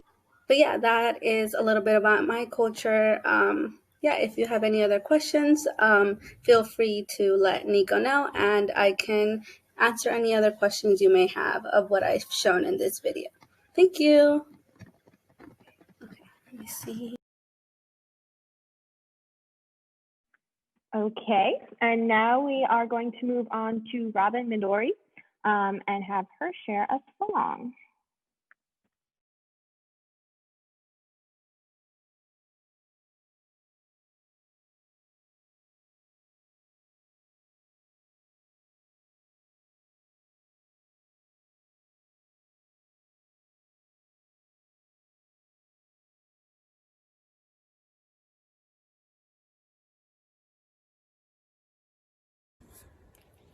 Hello, my name is Robin, and this is Alaya. Hi. And this is Keola, and we all live in Douglas County. And I am Japanese American, fourth generation, and the kids are half Japanese American, fifth generation, which means that my great grandparents came from Japan to the U.S. about a little over 100 years ago. And we're gonna sing a part of a Japanese kids song called Zo-san, which means little elephant. Okay? Zo-san, Zo-san, oh hana nagai no ne, so yoka-san mo nagai no ne. Zo-san, Zo-san, oh hana nagai no ne, so yoka-san mo nagai no yo. Elephant, elephant, you have a very long nose. Yes, my mother has a long nose too. Have a nice day. Bye. I also wanted to put the word out for a project that I'm working on. It's a peace project for Japanese Americans who were interned during World War II, or the descendants of Japanese Americans who were in the internment camps. It's a project involving making a wood carving that will then be turned into a stamp that will be placed on a shirt and sold, and the proceeds will go towards Japanese American projects or other nonprofit organizations for the Japanese American community. If you or anybody you know is interested in this project, for more information, you can contact me.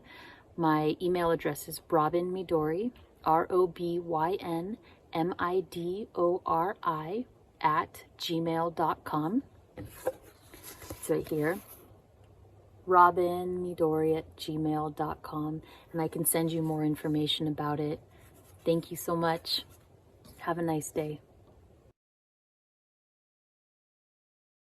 Okay, so if anyone is interested in Robin's project, you can comment in the chat or on Facebook, and we can connect you with her if you didn't get her information. Next, we will have John share his story. For me, the topic of diversity is something that I didn't really learn about. It was something that I was born into in a really interesting manner, in that I think I was in school probably in the 3rd grade when I realized that my parents were very different than most of the other kids' parents. And when I got old enough to comprehend, I could understand that, oh, okay, my parents weren't born in the United States. English wasn't their first language. And they had this incredible journey to get to where they were at that time. So my father was born in Bulgaria and raised in Greece. My mother was born in Peru. Both of them came to this country and made themselves.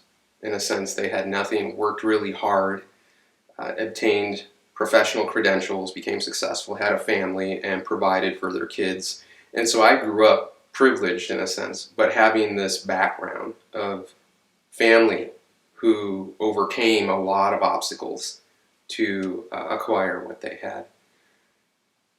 I began to feel at a certain point that there weren't other people who had a similar background to me in the area where I grew up, which was just a standard community in the Midwest. I couldn't find other people who had the same heritage. So it always intrigued me. What would it be like to go to Peru, to go to Greece, to go to Bulgaria and see those cultures? Would I somehow have some mysterious relation with those people that I was unaware of? So luckily I was able to do that. and it was really interesting. There were some profound experiences that happened to me there that still stick with me to this day. Peru is a beautiful country. The people there are amazing. What I experienced there in the city and in the country and up in the mountains really helped me appreciate that culture much more so. I got to see the cultures in the mountains where people live a very simple life, and I got to also see how impoverished certain communities were. In fact, I got to see an area where some relatives were living that I would really only describe as a shanty town. I mean, just shacks almost. And at that age, how old was I? I mean, not more than 12. So it's a little foggy. At that age, that was so hard for me to comprehend, knowing that I grew up having everything. Education, having means to basically do what any child would want. My parents provided for my sister and I so that we didn't really have to worry economically about anything. Went to a good school, but to see that was just one generation back, that this is what the living conditions were, it really made me appreciate this country and the opportunities that are there, that this country does have the capacity to provide some really wonderful experiences for people. And also to understand what people have gone through in the past. We don't necessarily see that when we interact with people, what their history is, what they've actually had to endure and persevere through to get where they are. And so it's like the old saying, you can't really trust a book by its cover. You can't really tell a book by its cover. I got to understand that at a much more deeper level. Going to Greece and Bulgaria was also interesting. At the time I went to Bulgaria, it was in a very interesting point in its own history. It was controlled by the Soviet Union prior to the 90s, and it was basically kind of liberating itself out of that confinement when I first visited there. And it had very much a revolutionary type of atmosphere and a lot of mixed feelings. There were people who were unfortunately very much, I would say, infected by the propaganda that somehow the United States was bad. And then there were people who knew better and who could see that our country needs to be more democratic, needs to be set free from the control of what people call the Iron Curtain, that kind of thing. But I was about 9, I think, 8 or 9 when I went there, and I remember going with some of my relatives out into a village and being encircled by a group of 6 to 8 boys that were a similar age, and they started shouting at us, and they even pushed me down at the ground, and I remember this was like, what's going on? Because I couldn't understand what they were saying. And my relative translated for me. He said, they're calling you a communist, they're calling you a capitalist pig. A capitalist pig. And I thought, what is that? And why would they be angry at me for that? It was because their perspective was so infused with the propaganda that was there. They saw me as kind of something negative. And they looked the same, they spoke a different language, they were kids like me, but obviously a lot of aggression there. And so I didn't know what to say. I just said whatever I had heard at that age. I called this communist swines, not really knowing what that meant, but it became this friction. I didn't enjoy that at all, but it stuck with me as how impressionable children can be. No doubt, none of us really knew what we were talking about. We were just parroting what our parents had said, and that is also a lesson to understand how impressionable we are to the influence of other people, whether it be right or wrong. We kind of adopt these cultural norms, and I could see that while people are really friendly in many of these cultures, sometimes there's a lot of misunderstandings and people can be really unfriendly. In Greece, my experience there, one of many, was a little bit more lighthearted, as Greece had not been under the control of the communist regime like Bulgaria had. Greece was considered a neutral country after World War II. And so culturally, there's a lot of differences there. But I visited the town where my father had spent a lot of time in the northeast coast of Greece, a small port city that did not have the impact of tourism or American culture at that time when I visited there.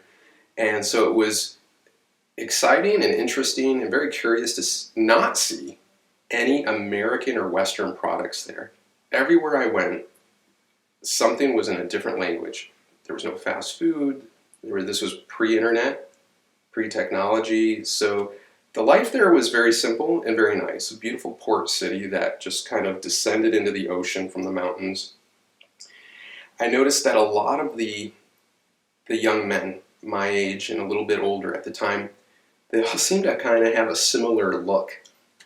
And I kind of observed this passively as I would go around the streets. I would notice that the haircuts were really similar, and even the dress kind of had a similar look.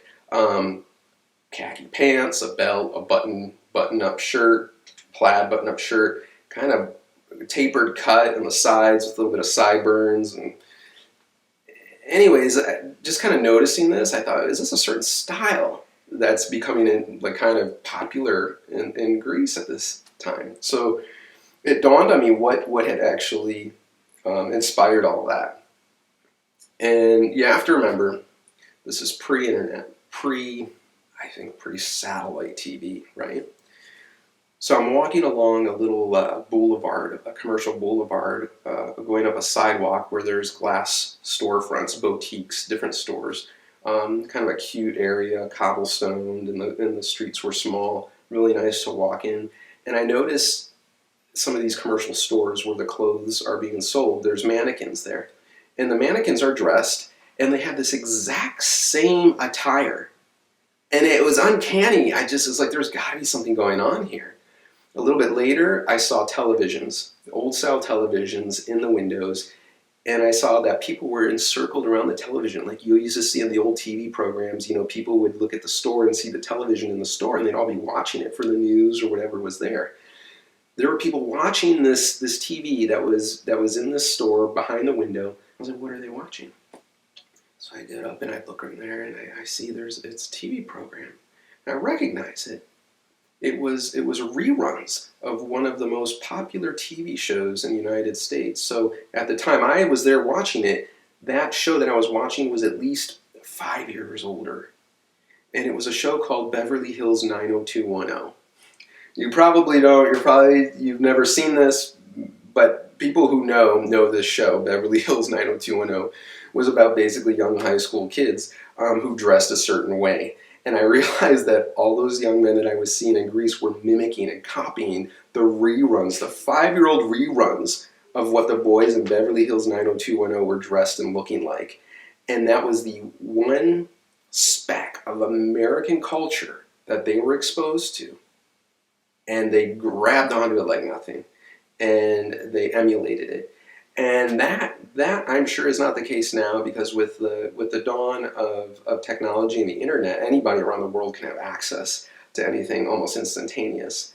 But again, talking about the influence, the power of influence, and the kind of innocence that I saw there in that culture, and how attractive it was to be able to adopt a different culture's whole attire. Yeah, so that really showed me something. I'm really curious what it would be like now. I'm sure it's not the case now. I'm sure they have, Colgate toothpaste, McDonald's, the fashion, I'm sure is much different. But at that time, in the 90s, it was something to behold. And so I treasure those experiences because they've helped me broaden my perspective and understand that I was born into a diverse background. Parents who spoke a little different, but worked really hard. And they infused that in me, to work hard, to be dedicated to something. And while that's not necessarily typical for the culture here that I was raised in, you go just to another country and you'll find some other scenario. A different set of people born to a different set of parents living under a different set of circumstances. And everybody's different, and we have different challenges. And I feel really lucky that I didn't have some of these same challenges, but those principles, I think, are really key to behold. The hard work. My parents, when I was 12 years old, they had me bussing tables at restaurants. I wasn't spending Saturday afternoons playing with my friends. I was working in a restaurant. I didn't really like that, but I think it actually added something to me, a little bit of steadfastness in the face of obstacles. So you look at the positives, and for me, I've tried to take the positives of what I've learned from other cultures and other experiences and realize we don't always have to fit. I didn't always fit in when I was young. I didn't have friends who had parents of the same background. And honestly, when I went to these other cultures, Greece, Bulgaria, Peru, I also didn't fit because I'm not really of that culture. I'm of something different.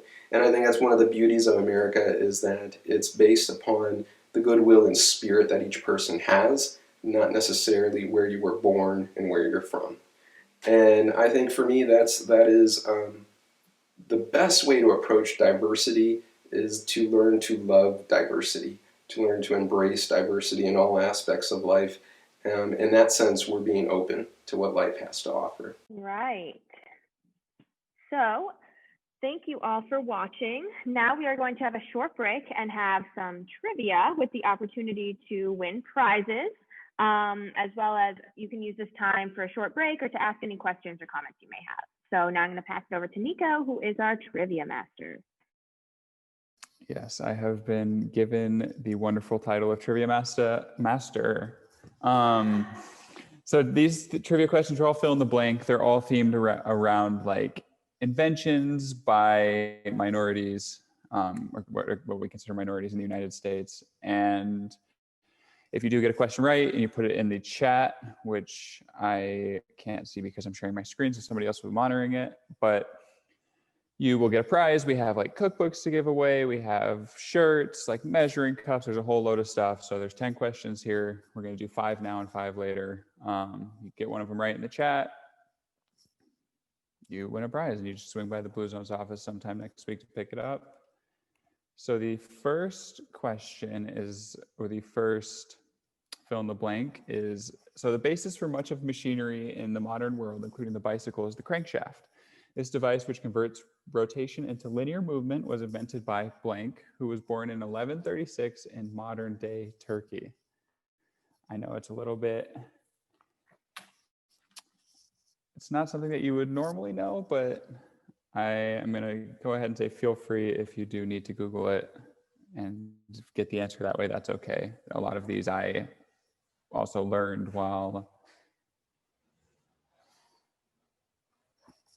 I was looking these up. So yeah, just go ahead and put these in the chat. Xenia or Cherish or I will see it and we will recognize it and we will keep going. Fun fact about me, as we're talking about the crankshaft and the bicycle, is that I, in fact, am 22, about to turn 23 years old, and I do not know how to ride a bicycle. So I was even more clueless on this question when I was writing these. So hopefully soon-ish, I will get the opportunity to learn how to ride a bike and add that to my repertoire.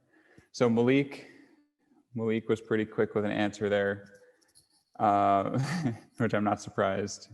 He's an AmeriCorps member. He's usually pretty on it when we have the AmeriCorps trivia stuff. So he said Al-Jazari, and in fact, it was Ismail Al-Jazari. You can see him down there in the bottom right. Well done, Malik.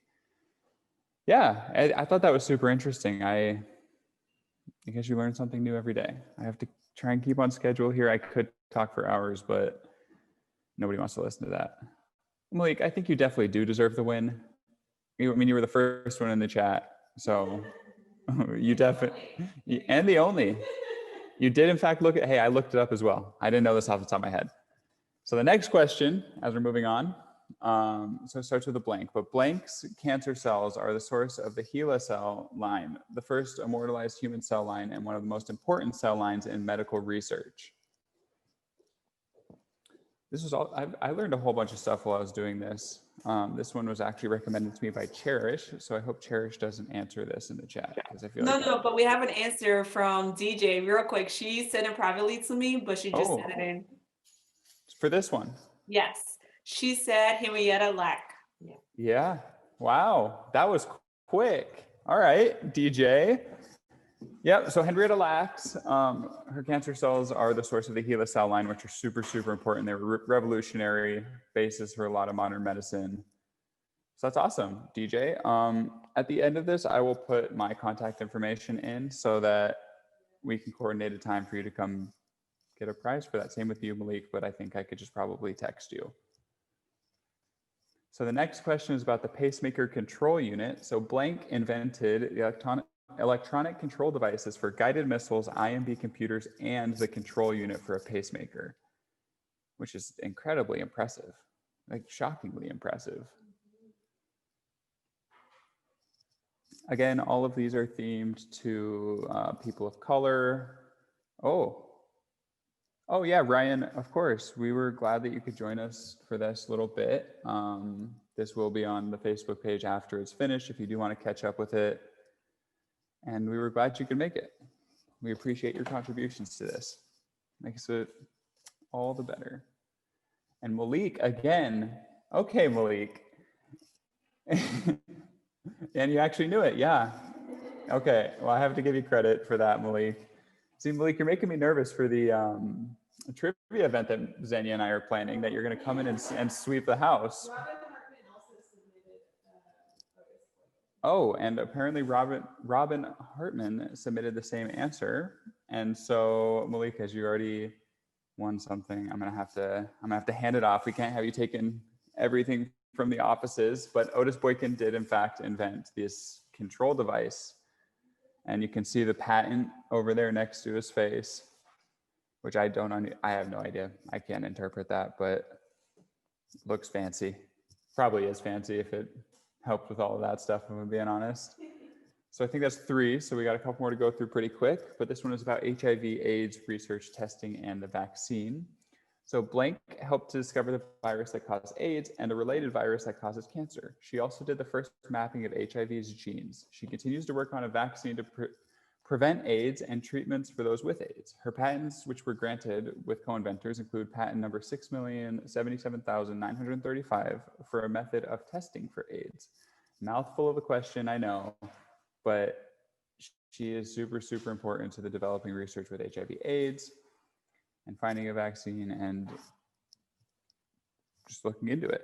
And I know, I also was shocked when I saw 6 million patents.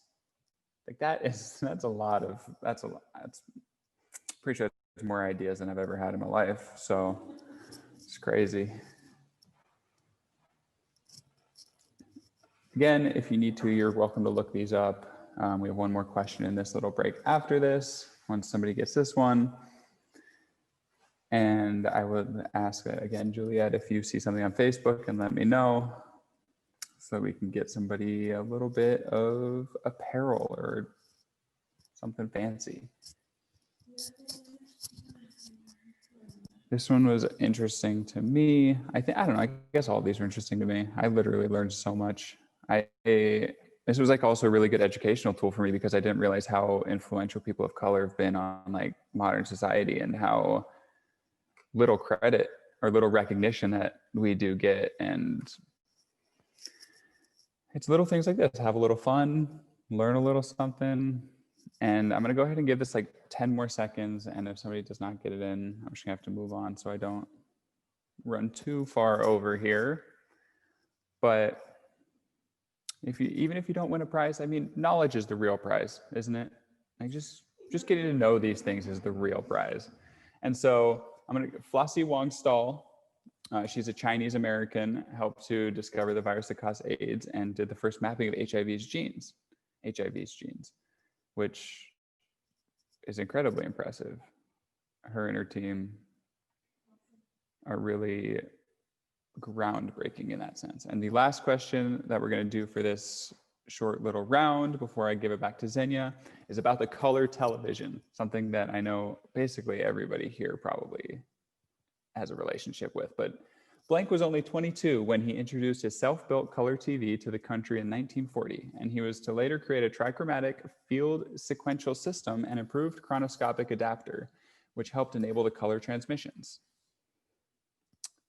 This one, again, I'm going to give a little hint. I don't know if this is a hint, but for those who know me, I guess it's a hint. But this was something that is somebody who I share like my ethnicity with, and I had no idea. Like I had literally zero idea, and it was sort of like a wake-up call. Like I don't know. I guess we need to give these people the recognition they deserve, and I'm sure that there are some out there who are well versed on these things, but I'm not. I know that a couple of my friends aren't, and so it's just super important.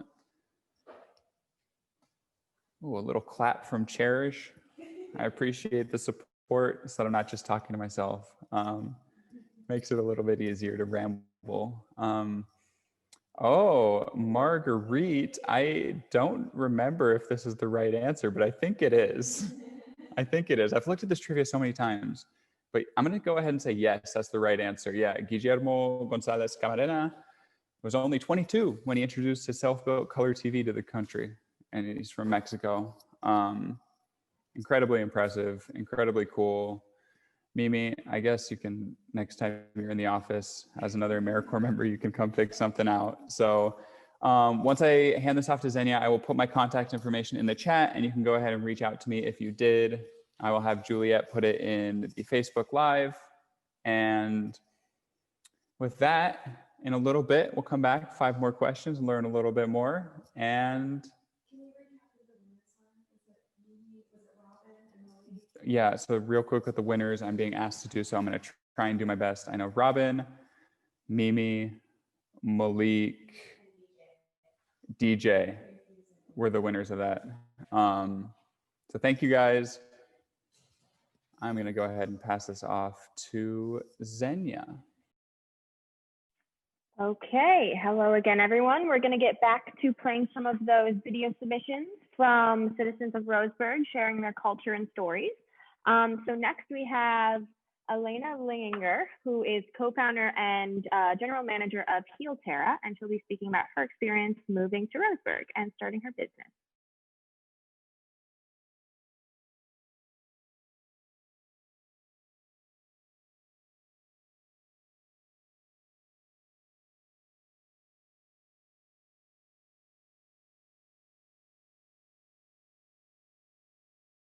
My name is Elena. Since 2016, I'm a resident of Douglas County. Together with my husband and our little son, we moved here from Germany, where I lived for about 15 years. But I was born and grew up behind the Iron Curtain in Belarus, which was a part of Soviet Union at that time. Today, I wanted to share with you my experience in these both countries, Belarus and Germany, and how it affects my work here. So I grew up in a small town on the border with Russia. We lived in a house with a garden. And what's interesting for me to think now that almost all vegetables and fruits came from that garden. There was some work around gardening, and during my summer breaks, I remember I was doing weeding. I wouldn't say that that was my favorite chore, but I did enjoy working together with my mom concerning preserving these vegetables for winter. And it was so cool in winter just to go to our root cellar and to grab a couple of jars of preserved food, some fresh apples and potatoes, and it was also less cooking. So being self-sufficient wasn't anything abnormal in Soviet Union. Just think about the World War II and how it impacted the country, and also a shortage and deficit of consumer goods during the Soviet era planned economy. how this experience really affects my work now, I would like to mention a little bit later. But first, I also want to tell you about my experience in Germany around recycling. So maybe you already know that Germany is the leading nation for recycling in the world. And there are several reasons. And it actually started with a lack of capacity and space for landfilling disposal sites. It is also mandatory to separate garbage, and it becomes like a habit, like brushing teeth. In Germany, I also studied environmental business administration, and it was in a high-tech building around renewable energies, and it was also a zero-emission university. It definitely affected my mindset around sustainability. What I'm working on now, it feels to me like everything comes in a circle. So 3 years ago, my husband and I started a social enterprise under a nonprofit, Source One Serenity, to benefit veterans. And this social enterprise is a worm farm, a recycling facility. So it is about the use of food waste, feeding it to worms, and generating this natural fertilizer, worm castings. And it is an amazing fertilizer for gardening and farming. Last year, during the pandemic, we had an increasing request for our product, natural fertilizer worm castings, because there was a disruption in supply chain. And this is when people realized and understood about food security, and they were gardening a lot. So this is how it is so exciting for me to help reduce food waste in our landfill and help our gardeners to grow naturally. Thank you.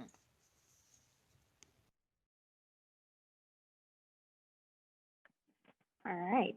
And next we will have Edwin Vilorio-Alverez speak about his experience being Hispanic in the workforce.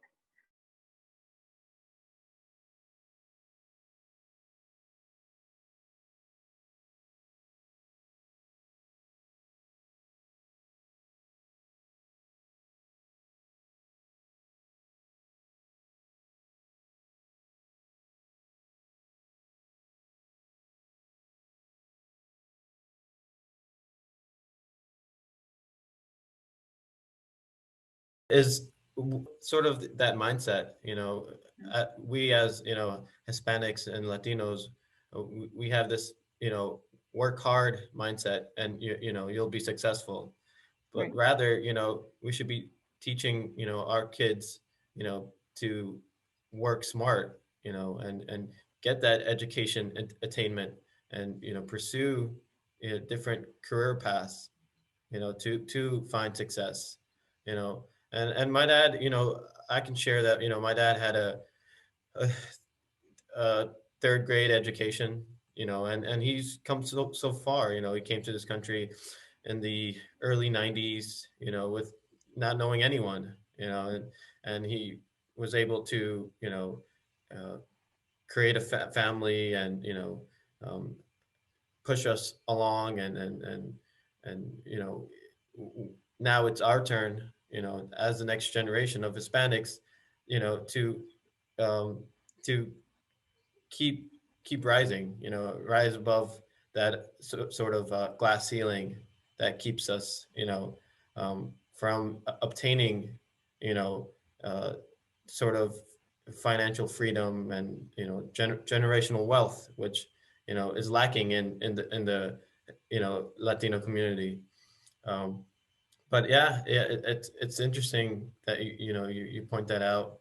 Um, and yeah, we do there is in the workforce, especially here in Oregon, there is a sort of a skills gap, and a shortage of workers here in Oregon, especially now that the baby boomers are retiring. We need um, Hispanic people to, and we need to provide them with the necessary skills so they can fill those, jobs or positions that aren't being filled in the workforce. Right. And I think another thing that comes to mind is that, so I learned English between 3rd grade and 7th grade, and actually 8th grade. So between 8th grade and 12th grade, my parents in their infamous wisdom decided, oh, okay, wait a minute, you're learning too much English. And, we want for you to retain your Mexican cultural side. And so they sent me to school in Mexico.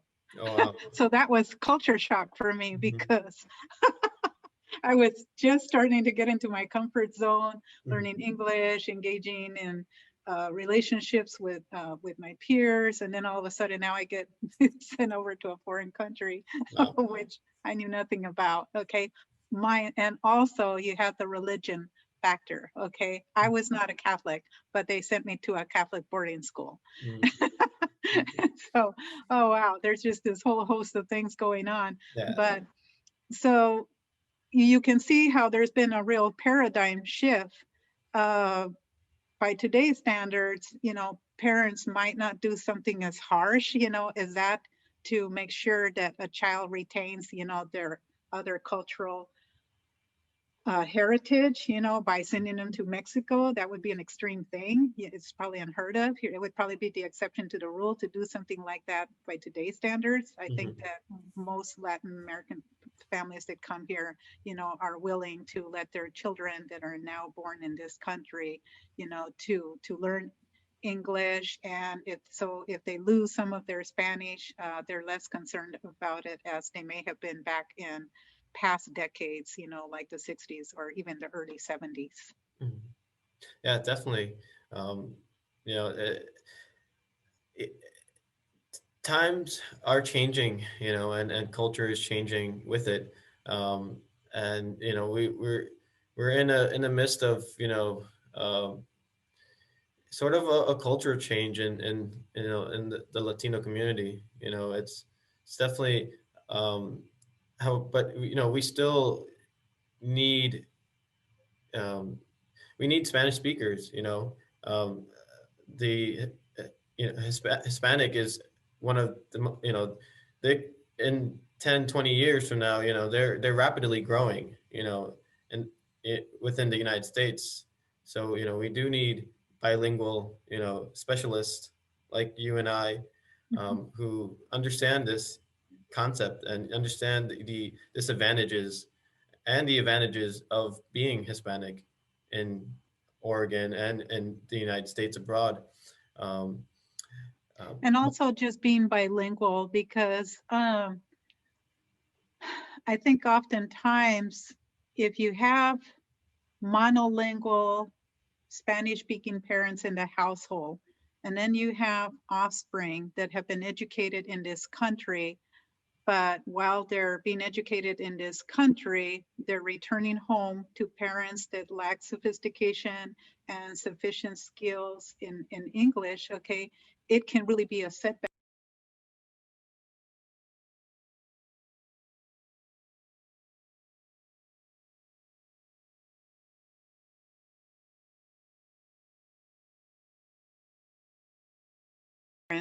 How to navigate, to those professional roles or positions.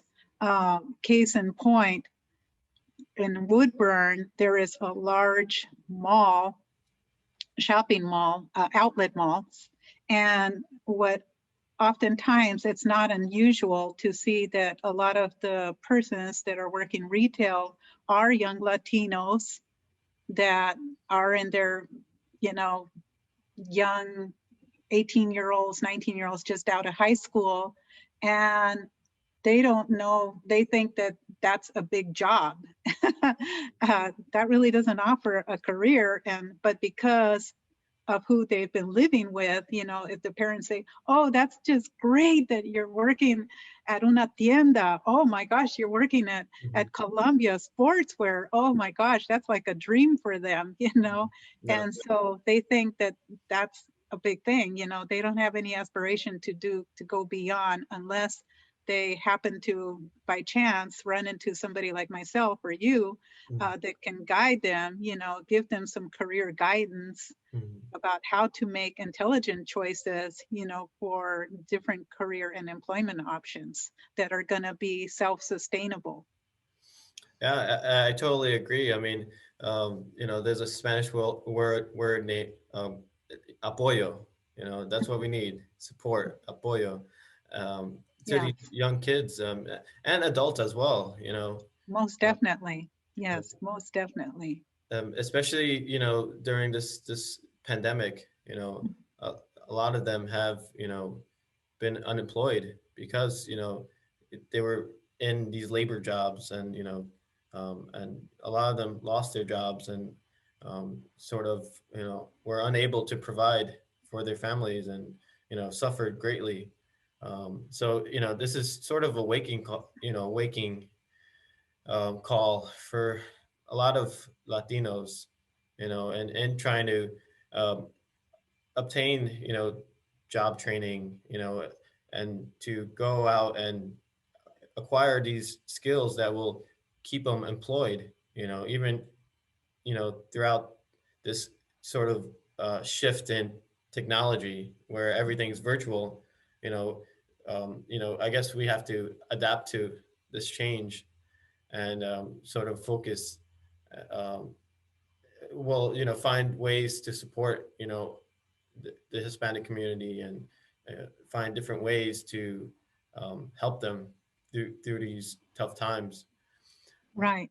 I think another point that really comes to my mind too is that I have had several conversations with job seekers that are first generation Latinos, and the challenges that they're having with their US born children.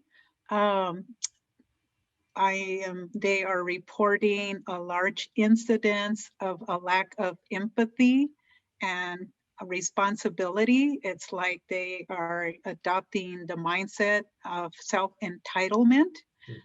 It's not unusual for me to hear about, the single parent mother who is raising 2 daughters perhaps, and mother requires surgery because maybe she was injured on the job. And as she reaches out to her daughters, they're saying, well, I'm not here to babysit you, and I've got my own life, and I still want money, to go buy those name brand shoes or name brand clothes, and they're less considerate about their mother requiring temporary just caring and assistance by them. And so, I do have some concerns around what the behavior of some of our leaders is having a negative impact on young people, because it's almost like it's giving them a license, to misbehave towards their parents by not having empathy. And then that transfers into the workplace. It manifests itself in the workplace through soft skills. So if you might think that if you show up late, no big deal, I'll just leave the job. You take no responsibility. You have no accountability because you don't hold yourself accountable to your own parents. So why should you be accountable to anybody else? Because you've now adopted that self-entitlement. It's all about me. Yeah, and that's totally different in the way I was raised. If that was, if I was, they taught me how to be accountable the hard way. The chancla, or right. You're old enough to work, go get yourself a job. Right. And usually, most of the time, in my time growing up, when I was working, usually I would have to help, my family, with some finance, financial bills, so either, money for rent, or, buy some groceries, or, early on, I learned how to be independent, and my dad taught me that, at an early age, and I had but it sounds like that was respectful independence. Yeah, totally. Right. Yeah, Yeah, you had respect for your parents, but what I'm saying is that there's been a real paradigm shift in terms of how kids that are US born from first generation Latinos, there's been a real paradigm shift in how a lot of these young people are treating or their attitude towards their parents. It's like they're feeling like this sense of self-entitlement, even though their parents are working in the fields and earning very low wages. It's like the kids have these expectations, for them to foot the bill for name brands because that's what they see their peers have. And so, they want to be accepted in that norm. And and so they're really putting a lot of pressure on their parents, to rise to expectations that they can fulfill based on their means, rather than saying, what can I do, mommy or papi, or that's okay, I don't need those name brand shoes. Or if mom suggests to go to Goodwill, to look for shoes, ooh, no, I would be caught dead in that place, I don't want that. So yeah. Interesting. Yeah, no, that's definitely it's an issue. It's a real issue. And I like that you brought that up. Money management. So it's teaching young people how to budget, how to create a household budget for themselves. If they're wanting these things, then they need to learn how to do a household budget and identify what is it going to cost to support you by yourself. Okay, if you think you know it all and you don't want to associate yourself as, belonging to those first generation parents that don't speak any English, and you think you know it all, okay, so what have you learned it would cost you if you weren't living with your parents that you don't want to socialize with? Okay. Okay, so on your own, what is the amount of income that you need to earn so that you can buy those things? How much is it going to cost you to rent a house? How much is it going to cost you to pay gas and lights and all of these things that you take for granted by living with your parents that aren't able to buy you those brand name shoes? Yeah, and that's sort of, what you're saying right now is pretty much a reflection of, how I grew up. I had to learn, how to manage money. I had to learn what's a credit score, credit cards, all those financial sort of literacy skills that, my parents never taught me. They never had that. I didn't know how, I didn't know about financial aid. I had to go out my way and, figure it out, apply the, how to apply. And it's just, it definitely allowed me, it sort of pushed me to be mature enough, and go out there and it helped me a lot. It helped with my confidence. It helped me in my professional career, and it did. And I always, I always will always, be humble in where I came from, and always keep those, those Latino roots, because that's who I am. I'm, as a Latino, you always want to be personally connected with people. You want to, share, you want to know, their story, the people that you meet, and you want to share your story, and I've always been that kind of person. And it's just, it's nice to educate people about your culture, because they have misconceptions about your culture, right, because of the media and because of other all those negative influences external factors. So it's nice that we're having this conversation. Right, and I think that this is a first step in working together as an organization to develop those platforms that provides those learning essentials, for young people to grow up in today's mainstream society but while embracing their cultural history and roots, and just making that a part of their being and how they manifest it in the workplace and in their everyday life, with their partners, with their friends, in their neighborhoods, in their communities. I think it's so important, to have a balanced approach in how you look at your place in society. Definitely, yeah, I agree. And you know, we just have to come together and find a solution to these issues, and just have open discussions amongst our community to first realize that there is a problem in the community, and then second, how do we fix it, how do we go about um, coming together and tackling the problem.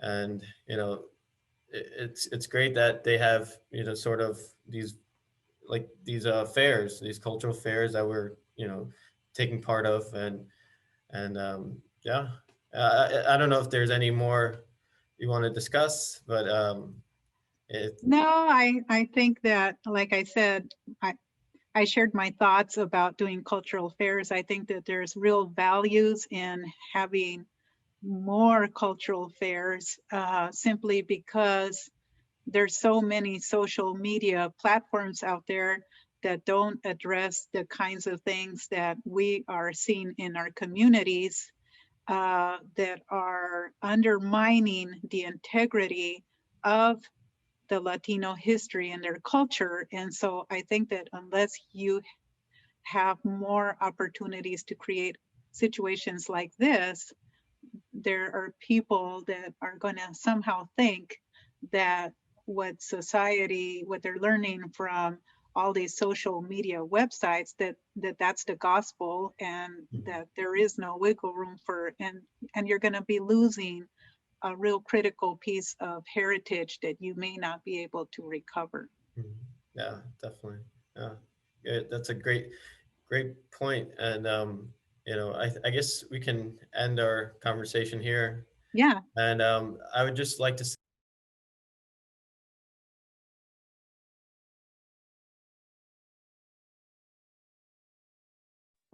Thank you everyone for watching that video. I just want to share real quickly that both Lara and Edwin work for Recruit Hippo, and she works as a bilingual workforce specialist, and he's a young talent advisor. So if you're interested in connecting with the organization to help your children or for yourself to get information and more help with career assistance or financial assistance, reach out to us. You can send a message right now, or you can email us. I'm going to put my email in the chat real quick, and I can help you guys to connect with them as well. Thank you. Okay, so now we have a video from Mimi Ryan, and she'll be making a recipe.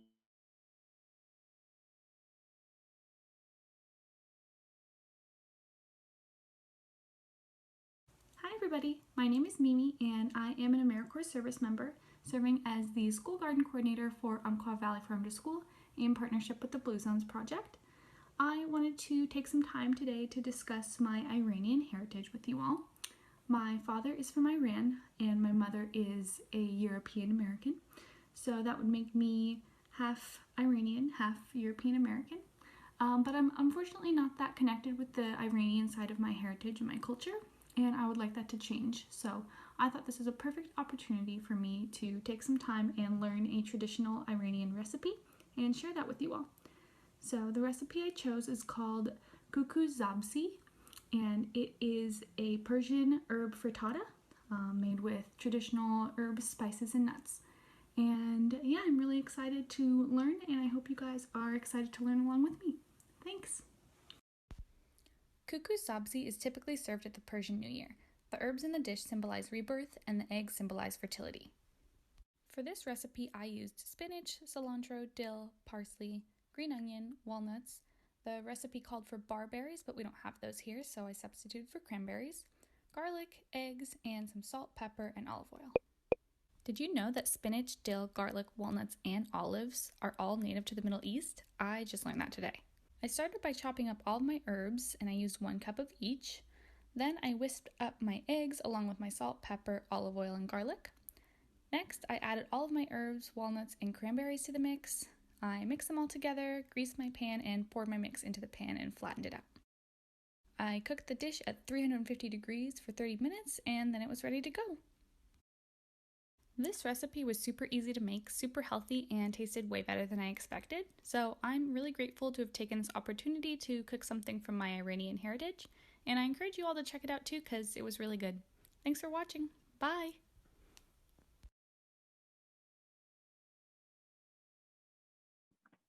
Okay, thank you, Mimi.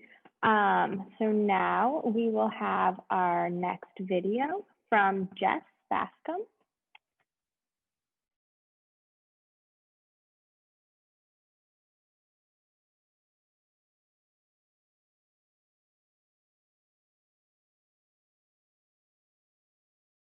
Hi, my name is Jessica Bascom. I am an enrolled member of the Klamath tribe and also someone of Creek and Cherokee heritage. Last summer, I created an online petition asking RHS to drop the racist Indian mascot, and the following video is one I created to show possible sign ideas for Indigenous people to use for upcoming protests. Thank you. Enjoy.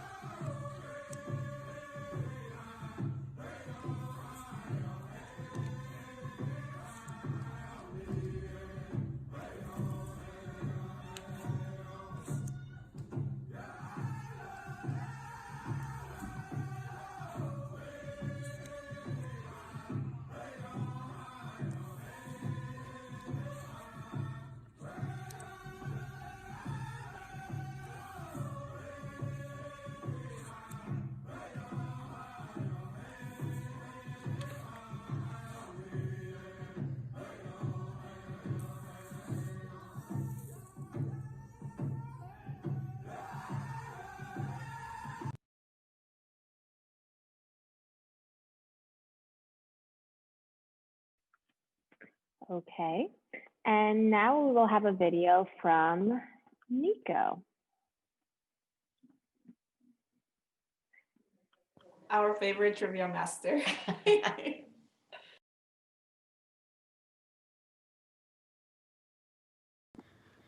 Hi everyone, my name is Nico Paget. I am the health educator with Blue Zones Project Umpqua, and today I sort of wanted to talk about this limbo, I guess, that I find myself in between two cultures. I'm a third generation Mexican American.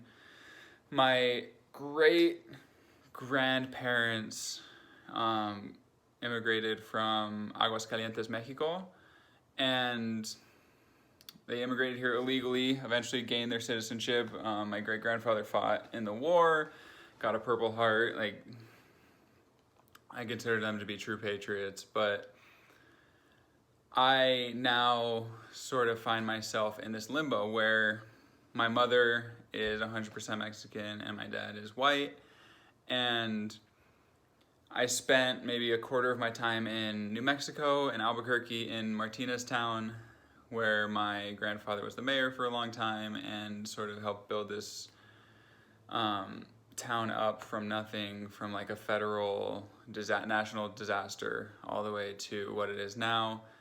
And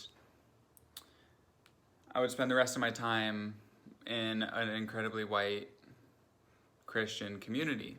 And it was hard because I was obviously, I am a little more brown, I guess. I'm not fully I don't show my Mexican qualities as much because I have curly hair, light eyes, and dark or olive skin, but I didn't look the same as everybody else that I was going to school with and that I was growing up with until I went to New Mexico, and then more people looked like me. And so I felt that when I was in Colorado growing up and going to school that I couldn't be myself. I had to be this sort of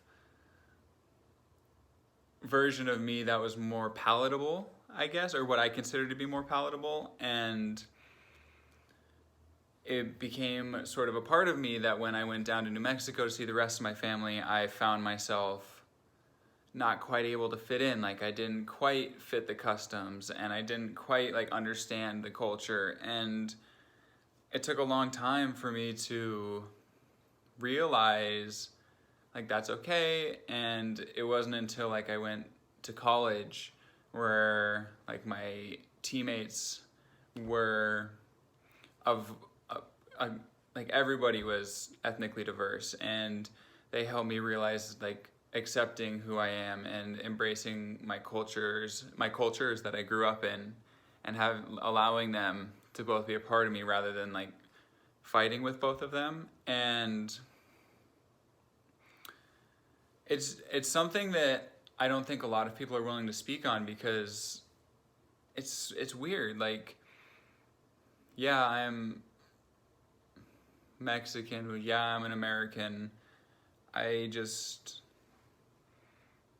never really knew where I landed. And now it's been a blessing, you know? I am able to connect with both the white community I was a part of, as well as the Mexican community. And as I look more into it, like I find these similarities. Like we're all pretty similar. Like for Christmas, like the big thing in the Mexican side of my family is there's so many kids that the adults can't like be asked to get all the adults gifts as well. And so we do like a white elephant, like you draw a name and you get them a gift, and it's like a fun little game.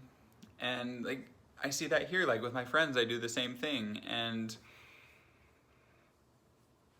it's just, for me, I think the one thing that I do want to see change is like helping to show all of these people that are growing up with mixed backgrounds that we all can relate in some way, and there should be no reason to be ashamed of who you are or the way you grew up or where you're growing up, because I don't know, we all do the same stuff and just in different ways. And obviously there are discrepancies and differences, but those should be recognized and appreciated as a young age. And as you get older, you see more people start to do that. But that was just something that I struggled with for a long time. And I know a lot of my friends and a lot of people in this community have struggled with that as well. But that's even a community of itself. If people are more vocal about feeling lost or in limbo between two cultures, like, so am I. So is one of my best friends. And so are from people that we've talked about in this community, like trying to partake in this event, that's the way they feel as well. And that's okay. Like, we're not alone in that feeling. And it's something to be celebrated. It's cool. It's unique. It's significant, I think. It's what helps us all connect to each other. Okay, thank you so much for that, Nico. I think that message relates to a lot of people, and that's one of the lessons that we're all kind of learning with this cultural fair is, you know, trying to align with our culture and also being in America and how that relates. So now we are going to turn it back over to Nico for our second break and another round of trivia. Yeah, everybody thought they saw the last of me with that video. Jump right into this next question, not waste any time. The incandescent light bulb. So this person made innovations towards the invention of the durable carbon filament in a light bulb and sold the patent to the U.S. Electric Company. Okay, well, I just clicked. So there you go, everybody. Lewis Latimer. I was trying to see the chat, and I guess I was so excited to share. I just had to let everybody know if you didn't know. This was a really cool one for me to learn about. But okay, so the next question, I won't do that again. So I'll just have to ask everybody, if you do see something in the chat, please let me know, because I can't see the chat. But this is relating to the oral contraceptive. So this person synthesized one of the key elements in the progestin norethindrone, which would later become the active ingredient in the first 3 oral contraceptive pills. This is a tough one.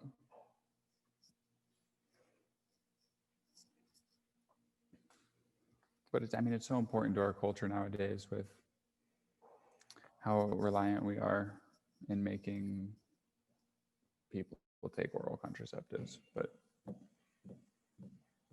I won't dive into that rabbit hole right now. I don't know if anybody's, I've not seen anything, That's okay. Again, like I said before, the prize is knowledge. The prize is getting to learn. And that's the best, because this person is Luis Miramontes, who is a Mexican. Yeah, he synthesized one of the key elements, which obviously revolutionized contraceptives.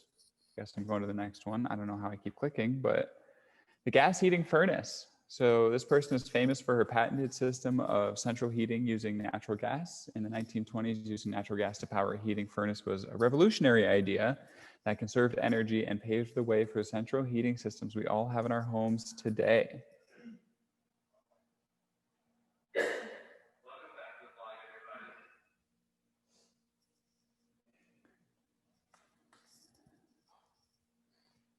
I wish I could, oh, wait. I can see stuff happening in the chat. Have that, Malik, have that. Tasha coming through and stealing it right from under your nose. Love that, Tasha. That's big time. It was Alice H. Parker. She was incredibly famous. That's something that I know Cherish is very grateful for.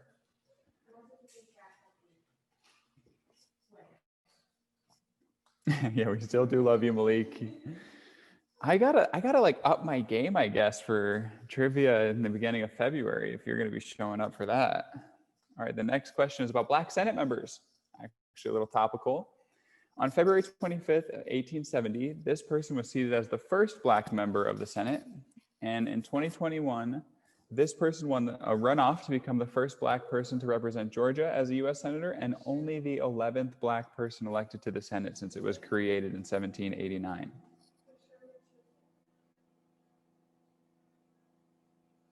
Oh, Cherish. Malik. Yes. Wow. Okay.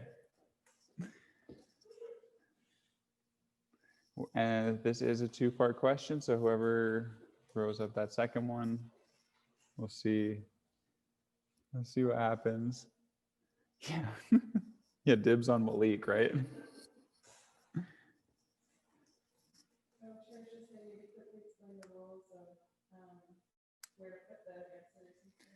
Yeah, if you are just joining us now, either on Facebook Live or on Zoom, you can put the answers to these questions in the chat or in the Facebook Live, and sort of on a first come, first serve basis, Malik and Tasha are currently just sweeping the floor with everybody. So everybody knows their stuff. With this one, I'm going to go ahead and, I guess, Tasha and Malik.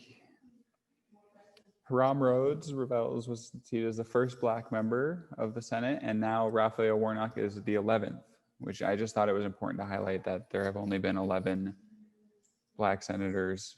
That's something that's an incredible disparity that's like absolutely shocking to me and shouldn't be a thing. Last question. Okay. The cable suspension bridge. So this indigenous civilization figured out how to weave mountain grasses and other vegetation into cables, sometimes as thick as a person's body, and then use them to build super strong suspension bridges that spanned across gorges. Some of the structures span longer distances than anything European engineers of the time could construct with stone. Obviously that did change as metal and all of those other elements were used, but for that time being, they were dominating the cable suspension bridge game and invented it. Oh, stumped Malik. It's great news. It's great news for me. Glad I could do it once or twice. Oh, Andrea says Inca, and that is correct. The Inca civilization in South America. Oh, Inca. I don't know if anybody on the chats have had Inca Cola before, but absolute guilty pleasure of mine. If you ever run it across Inca Cola, it tastes like like bubbly bubble gum in a drink. I know it sounds weird, but it's incredibly wonderful, and I could not recommend people trying it more. But again, if you did get one of these questions, I will have somebody put my contact information in the Facebook chat, and I will put mine in the Zoom chat, and you can reach out to me and let me know that you bested me here in the marketplace of ideas in this trivia game, and we can coordinate a time to get you your prize. And so I will hand that off to Xenia. All right, thank you, Nico, and thank you everyone who participated. Did a great job, and I'm glad you guys won some goodies. So make sure to email Nico. His email is in the chat again. So now we are going to get back to our last round of video submissions from citizens in Roseburg, sharing their cultural stories and experiences. So first up, we have Elaine Rodriguez, and she will be cooking.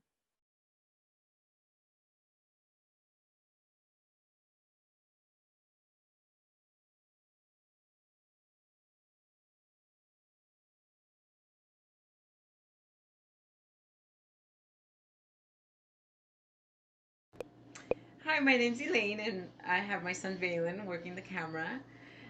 Welcome to our home. I'm going to share a little bit of history with you all, and a way to make salsa out of a molcajete.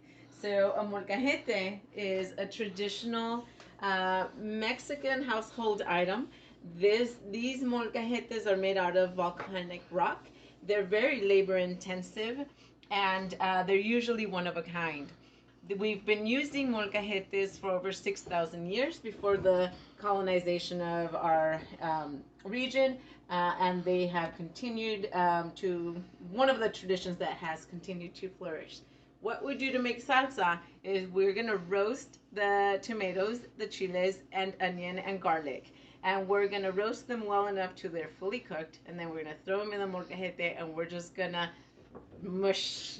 We're going to grind them together. I had more of an instruction, but we had a malfunction, and so there aren't any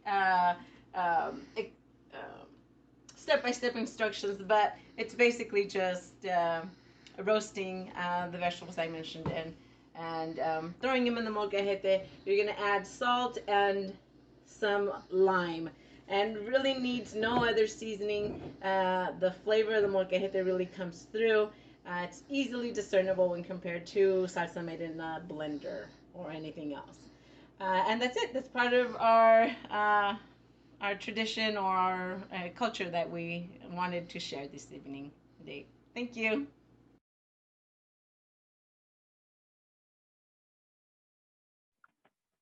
Yum. That was great. Okay, next we have our very own Juliet and Chrisette, and they will be giving a Thanksgiving address.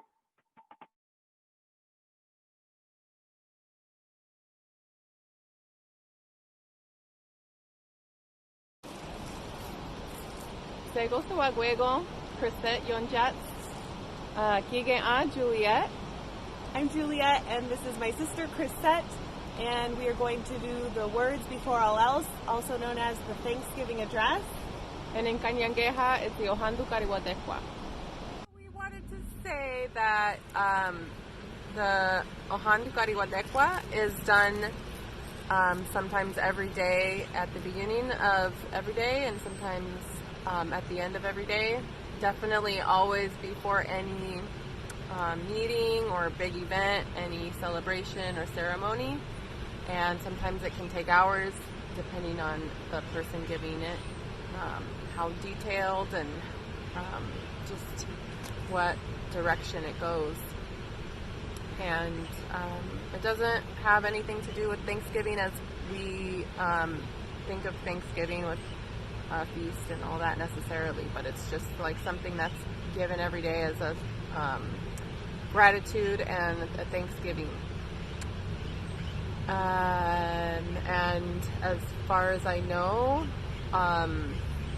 the Haudenosaunee people still all practice it. We are Mohawk, or Kanyankehaga, and it's a very important part of our culture and one of the 6 nations of the Haudenosaunee or Iroquois. Kandiokwa, Sewado Huncios, Kani Gariwesa. Agwego Aska, Ente de Wahuenuni, Ne Unkwanigura, Tahnoteo Tinuerado, Ne Ungwesuna, To, Niotunak, Niunkwanigura. To.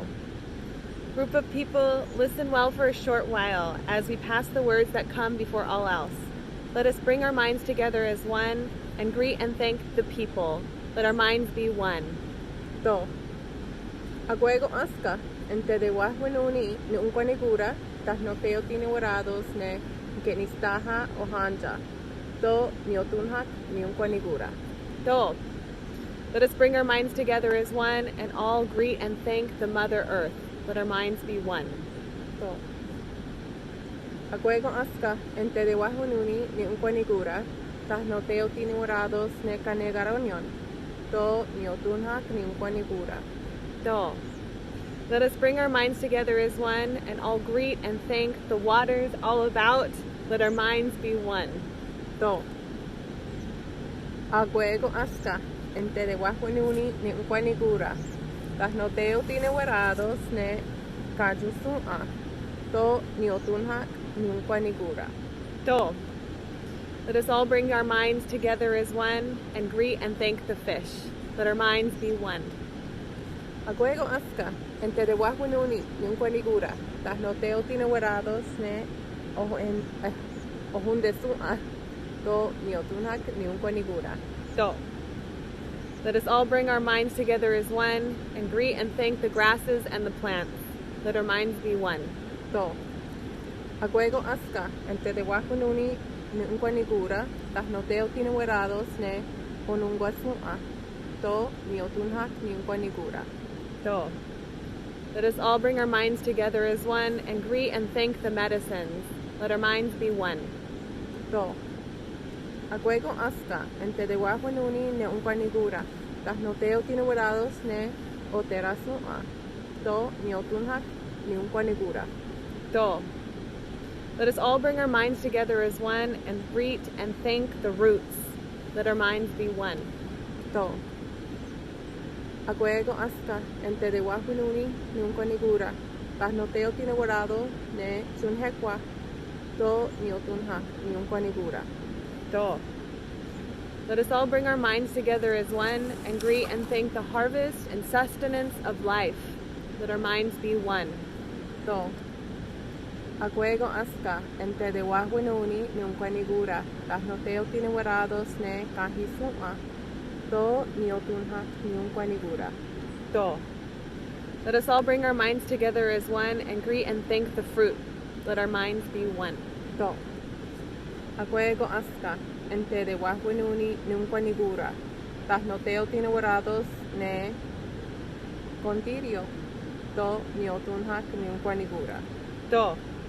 Let us all bring our minds together as one and greet and thank the wild animals. Let our minds be one. To. Agwego Aska, Ente de Wahuenuni, Ne Unkwanigura, Tahnoteo Tinuerados, Ne Opuiresua, To, Niotunhak, Niunkwanigura.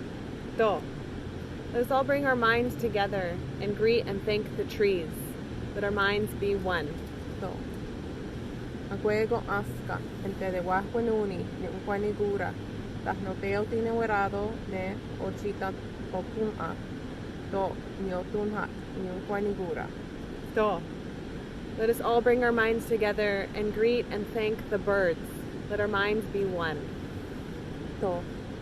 Agwego Aska, Ente de Wahuenuni, Ne Unkwanigura, Tahnoteo Tinuerados, Ne Ochinuasua, To, Niotunhak, Niunkwanigura. Let us all bring our minds together and greet and thank the little insects and critters. Let our minds be one. To. Agwego Aska, Ente de Wahuenuni, Ne Unkwanigura, Tahnoteo Tinuerados, Ne Kaeri Nikawarage, To, Niotunhak, Niunkwanigura. To. Let us all bring our minds together as one and greet and thank the four winds. Let our minds be one. Do. Agwego aska. Ente de wahwenuni nimkwanigura. Tahno teo tinewarado ne sonquaetisa chiocaneca caraqua. Do niotunhak niunkwa nigura. Do. Let us all bring our minds together as one and greet and thank our elder brother, the sun. Let our minds be one. Do. Agwego aska ente de wahununi ne unkwanigura das no teo tinewerados ne iketnistaha asotaneka karakwa to niotunha ni unkwanigura. Do. Let us all bring our minds together as one and greet and thank our grandmother, the moon. Let our minds be one. Do. Agwego aska ente de wahununi ni unkwanigura das no teo tinewelado ne ojistunua quaronion. Do miotunha ninkwanigura. Do. Let us all bring our minds together as one and greet and thank the stars all about. Let our minds be one. Do. Agwego aska ente de wahununi ninkwanigura das no techite niwarado ne sonquayatiso. Do miotunha ninkwanigura. Do. Let us all bring our minds together as one and let us greet and thank the Creator who made and completed us. Let our minds be one. So that's the opening for the Ohandu Gariwadekwa. That's as far as we've gone today, and if we made any mistakes, please correct it. And thank you for watching and allowing us to share that part of our Kanyankehaga culture with you. Onagiwahi. Bye.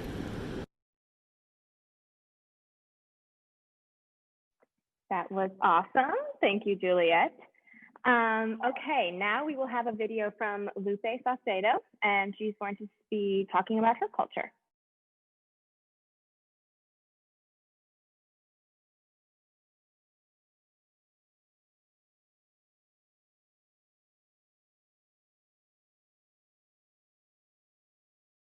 So tell us about the first time you realized you weren't white.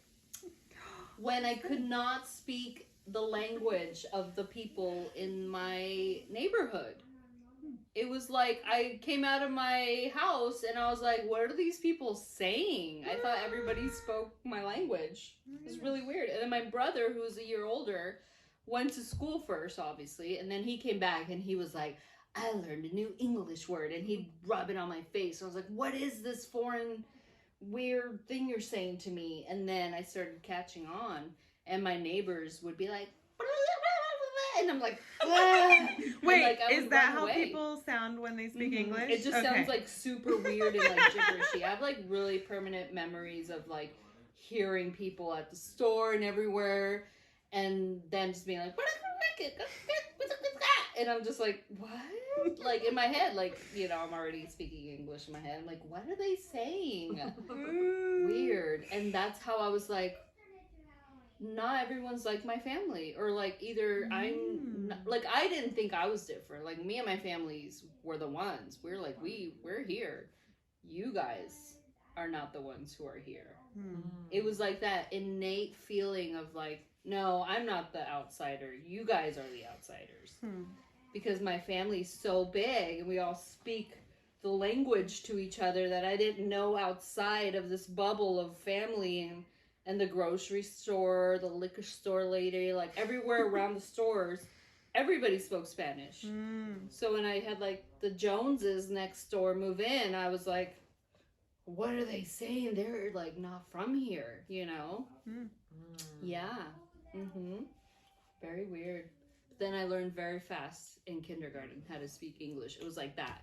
It was like I came home and I was like, that was it. I was me and my brother. I like started hanging out with the Jones little girls. They were my best friends, and the actual Joneses? Yeah. Cassandra Jones, Ashley Jones. They were so fun. Blonde hair, blue eyes. I was just like mesmerized by them, and they were like so welcoming and like, show us what you do. They wanted to come into my house and be like, what is that? And I was like, what were some normal. of the things that they were like, what is that?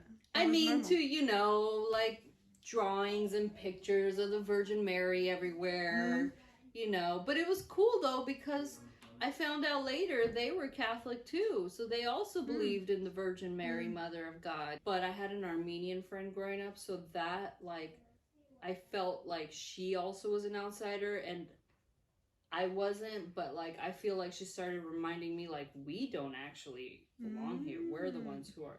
So Armenian people have their own language, and she was also embarrassed, but I wasn't. I was like, everybody speaks Spanish, right? I'm not embarrassed. But she was like, close a door on her mom from talking Armenian. Like if I'd come and knock on her door and be like, "Is Anita here?" Her mom like, "I just," and then her mom, she'd run out, "Stop talking," and like shut the door on her mom. She was so embarrassed. I was like, "Why are you embarrassed?" She's like, "Oh, don't pay attention to her." Like, my family speaks their native tongue, and it's cool. I never thought it was weird. But that's how, like, you know, micro suppression it already was. Did that rub off on you or no? No, but I think my normalcy and my culture rubbed off on her. No? And then I learned about Armenians and like I learned their language and everything, and that like I pulled her out of her like oppression and stuff. And I was like, your culture's amazing. Like, look at all these things. And like Glendale, hello, you know. And she was just like, why are you so into it? And I'm just like, why are you not? You know, she's like, I don't know. Like, it's weird. And I was like, why? And she was just like, I don't want to be like outcasted. And I was like, but you're not. You're outcasting yourself. Like nobody was doing that to her. She was doing that to herself and to her own family. Yeah. And then she ended up marrying a Mexican. What do you know? Yeah. And then I helped her with that because she eloped in Vegas and she was like, I don't know what am I going to do. Like, my family is, like, super traditional. Like, they don't want you marrying outside of Armenian culture. And I was just like, but I'm your friend and I'm not Armenian. They accepted me. And she was like, yeah, but you're different. Like, you were there from the beginning. Like, I just met him. And, like, I was like, whatever. Eventually, though, they warmed up to the idea and accepted him. And that was sweet. I feel like a quinceañera is, like, an initiation to young women. And when I went to Mexico, I learned that quinceañeras really were an initiation for families to be like, here's my daughter, everyone from town, come see her, and we are like gonna present her in such a like glorious way, so only the best men will know that this is what our family can do, essentially. Like they try to one up each other. So when the guys would come to the quinceañeras and see these girls with like big party, best food, best clothes, the dance was on point, music, it was like setting the bar for like the family, for their daughter's partners, future partners, to be like, if you come and meet my daughter at her quinceañera, her woman initiation, like this is what we like, our standards, you know, really. And I grew up with a quinceañera just to be like, it's a party. That's all it was. It wasn't like no standards of how our family like lineage was poor or not. Like, so, you know, you go to quinceañeras in Mexico, some were like just a little thing here and there, some were like a concert, millions of dollars or whatever. And so, you know, the guy gonna marry that girl had to have money, because the families essentially say like, look at what we can do, you better one up this or else no. Tell us about yours. Mine was like so fun, and I just made it about me and my friends. That's all it was. I was like, I had no intention. Obviously, my family didn't have intentions. See, like, it got so Americanized. It was, and that's probably good. You know, we don't want to, like, be 15 and, like, look who's going to marry me. We want to be 15 and have a party and move on in life, you know. But mine's was, like, super party friendly, like, friends hanging out. Nobody's one up in another. It was really homey feeling and super small, and it was really cute, and I just had the best time. Yeah. But like, it was really for the family just to come together and have a party. Really, my family just wants to have any reason to party, so that was just another reason to party. It's like, oh, let's drink, party, great, good, doesn't matter. But yeah, in Mexico, it's like, it's more of a deal of like, marrying off and selling land and cows. Like, you marry my daughter, I gave you acre, and I have a cow. My family grew up in rural Mexico, mountains, hills, rivers, farm, agriculture, and then they go to the city to give me the best life and stuff, and then I left the city to go to rural, small town agriculture. Like, wait a minute, you are going to where we left. You went the wrong Why direction. would you do that? I'm like, because that was nice, and it was a great opportunity, but it wasn't really what I wanted inside deeply. Eventually, really. I mean, sure, I thought I wanted that life, but it was like, eventually I was like, I don't like this life. And I did go to Mexico a lot, though, so that was like, at so many points in my life while I was in Mexico, I was like, I don't want to go back to LA. I want to be here. I want to grow up here. My friend was like, oh, no, we did not cross that border and almost die, so you can come back. Okay, I guess I'll go back to LA. And that was weird, but yeah, I had that moment in my head so many times where I was like in a small town Mexico with like dirt roads and dirt homes. I was like, I can be here forever. And my family was like, no, we struggled so much to give you like American education and stuff. Why would you come back here? And I was like, I don't know, it's cool. Yeah. It's cute and homey and cozy. And then I came to Roseburg. I was like, okay, this is close enough. What's the favorite part of your identity?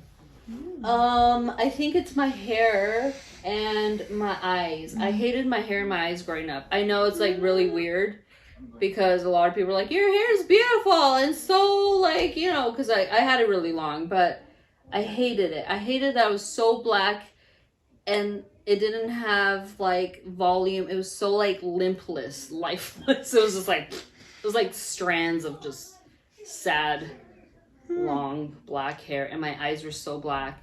And I always like saw these blonde, beautiful, curly beach wave girls because I live in LA. So it's like blonde highlights, blue eyes everywhere, and I was just like, oh, my hair. I even permed it to make it like beachy wave and like highlighted it. I ruined my hair, really. It was terrible. And I never accepted it because it was like my hair and my eyes. I would go to bed crying and praying, please make my eyes blue tomorrow. Please, God, please. I just want my eyes blue tomorrow. Like anything. I'll do everything. Anything. I'll go to church every day. I will do everything. I just want my blue eyes. And I would like, and then eventually I got a little bit older and I got some money and I'd go to the alleys in LA and I'd get contacts. I was like, yes, this is the closest thing I can get. And I would wear blue contacts and like do my hair, all these things, and like just try so hard to be white. And it was so disgusting because it was like totally the opposite of what I really was.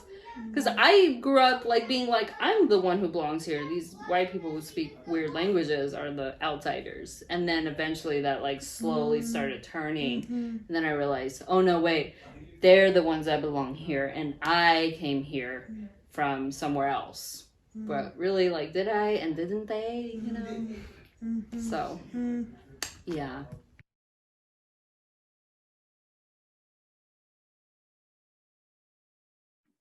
Okay, thank you, Lizzie. That was great. So our next video is from me, and so I'm going to talk about some of my experiences traveling abroad.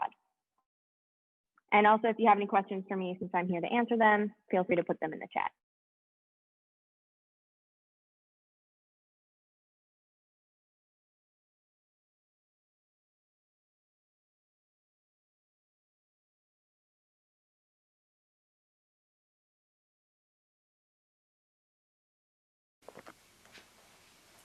Hello everyone, my name is Zenya Liederman. I am one of the new AmeriCorps serving with UC Veg and Blue Zones project here in Roseburg.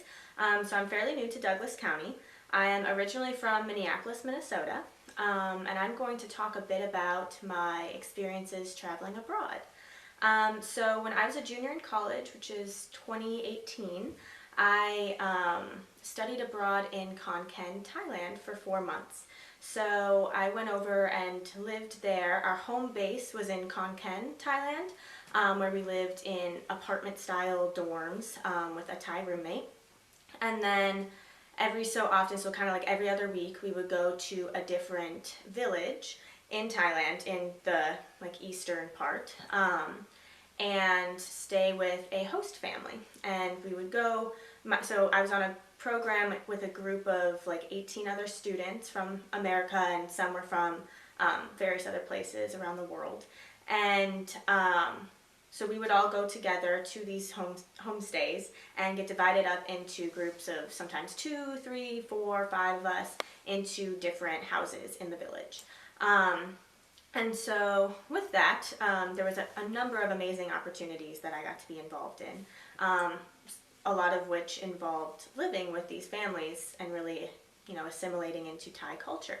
And so one of the things that we would do every day is have these big family-style meals. So we would help our host mothers in preparing various vegetables and food items, and they would cook this huge meal where we would all meet back together and just eat it on the floor all together. And so that would consist of usually sticky rice, a Thai omelet, sometimes chicken, and lots of veggies.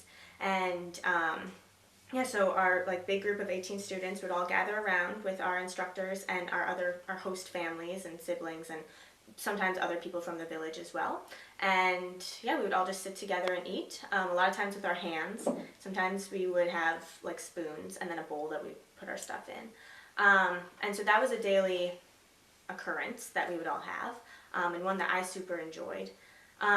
Then for our sleeping arrangements, we would, how a lot of the houses were styled it was basically this one big open room with a kitchen off of it and a bathroom. Sometimes there was another additional room, but a lot of times it was just the one big empty room, which served as the living room or the dining room or just a hangout room. But then once it came bedtime, we would set up it was mainly sleeping bags that we would open up. And so just lay those out and sleep on top of those.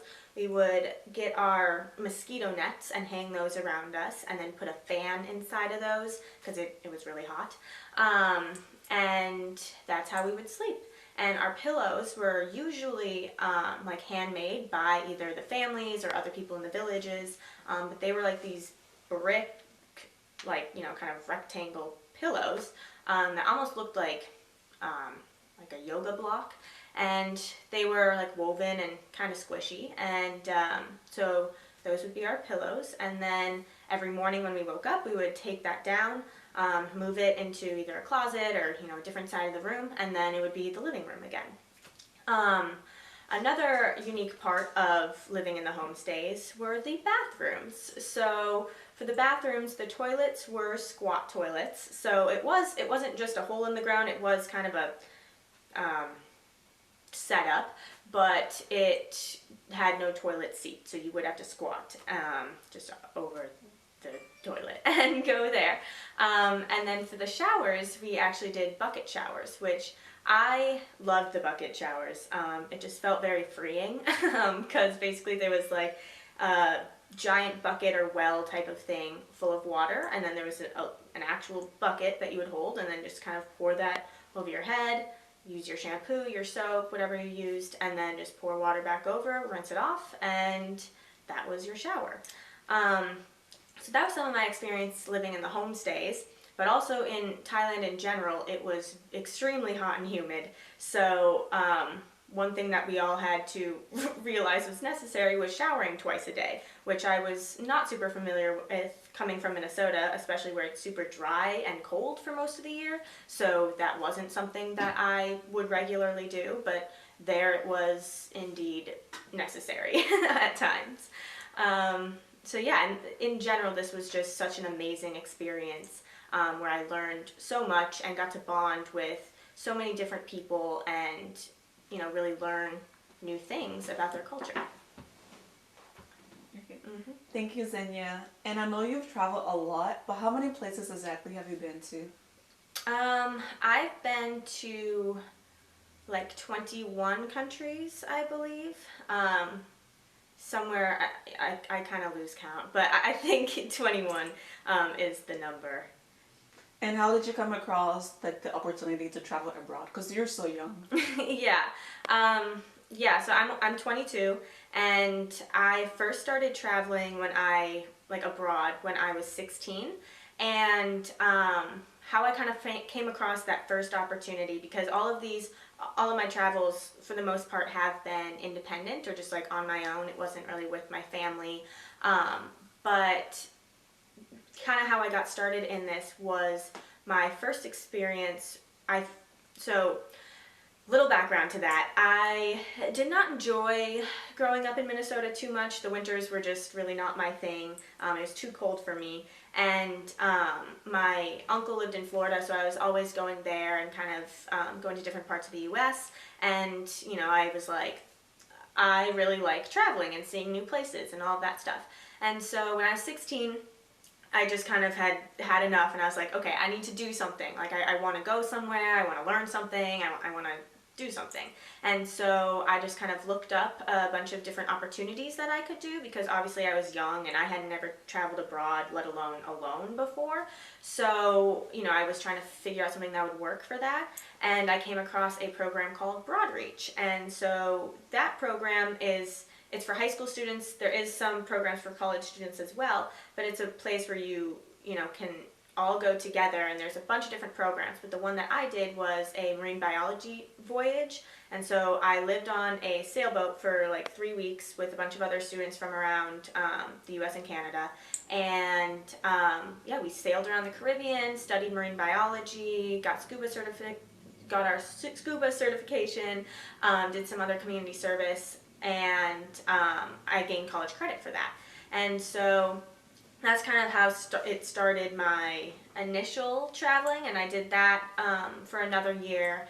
And then once I got a bit older, so I was 18, so I wasn't technically a minor, I could do some other like larger volunteer programs. And so that's where I came across International Volunteer HQ, and that's so IVHQ is the acronym, but that has a ton of abroad programs and like for different volunteer opportunities. And so that's how I then did, you know, some more stuff with them. And then I also just kind of started traveling abroad independently through like Workaways or WOOF, if anyone's ever heard of that, which is like basically programs for like organic farming or permaculture, different things like that, where you're working for your stay. So you'll go and volunteer, and in exchange they provide like housing and food for you.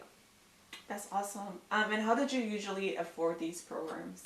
Yeah, and so that's something that's I know always a huge thing when it comes to traveling, because traveling is expensive and it's daunting, and you know, it's not something that's easy for many people, and it wasn't very easy for me as well.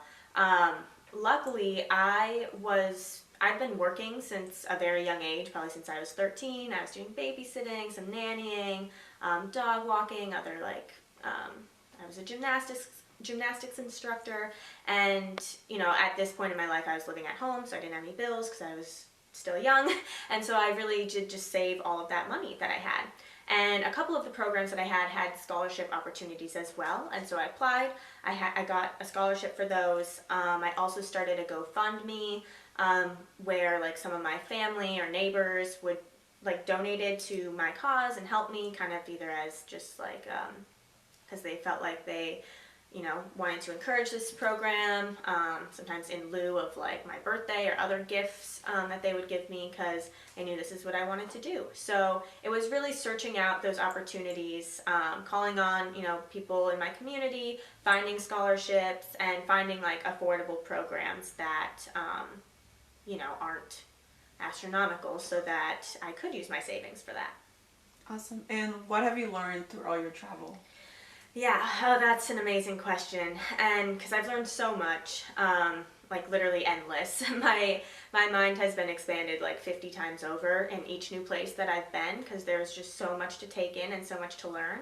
But I would say probably one of the biggest overarching lessons that I've learned through traveling is how different yet how the same we all are. Because I know, you know, especially before I had traveled, everyone kind of maybe has this idea in their mind of what other places are like, how different, you know, various people live, and how different we really are. But when you know, you're actually there and experiencing some of these things, you realize, hey, we're all doing the exact same thing. We all have very similar behaviors or practices that, you know, that's a very human thing. We just do them differently. And a lot of times, sometimes it's due to your climate, your geography, just, you know, some logistics in terms of that. And other times it's, you know, that cultural thing and different traditions, different religions, different ways of practicing, different language, and how much that has an impact on how we express ourselves and just do various things in life. And so kind of one of the things that I realized was just like, wow, some of these places are so different from, you know, how I grew up. But at the end of the day, we're not that different, like, in general, like, as people. So, yeah. That's amazing, Xenia. And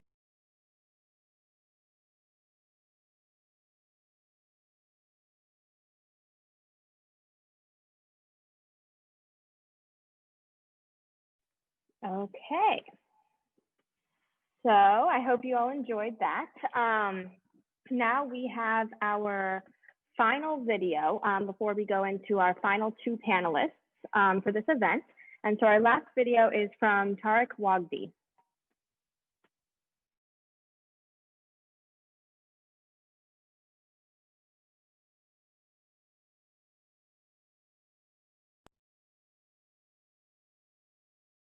Assalamu alaikum means peace be upon you. My name is Tariq and I'm Egyptian American Muslim that lives in the Roseburg area.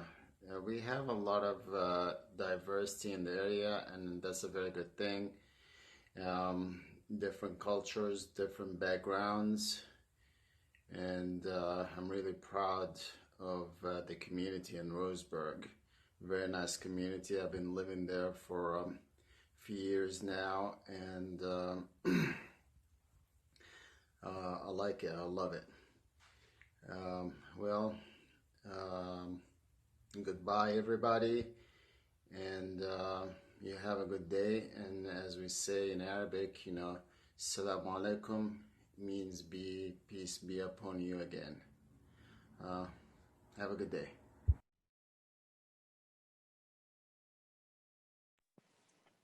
All right, so that was it for all of our submissions from Roseburg citizens.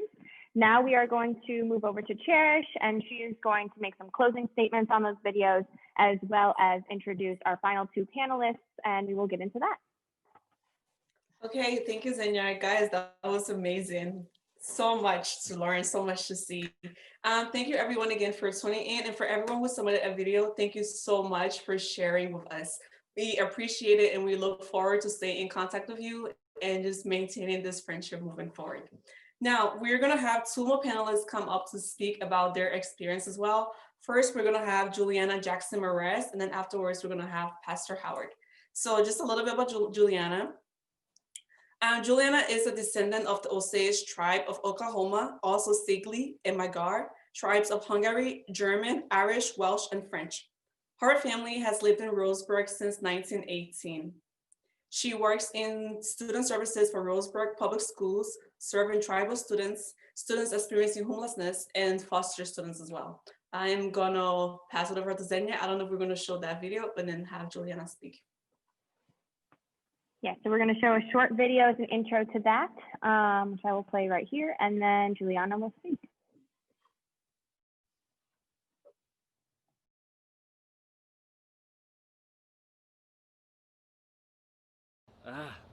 Okay, one more. Welcome back to the vlog, everybody. We're here at the Osage dances, the Osage Elanchka, and we have 3 weekends of dances as part of the Elanchka at Grey Horse, Hominy, and Pawhuska. We're here at Hominy right now. He's on Zoli District, which is what I'm a part of.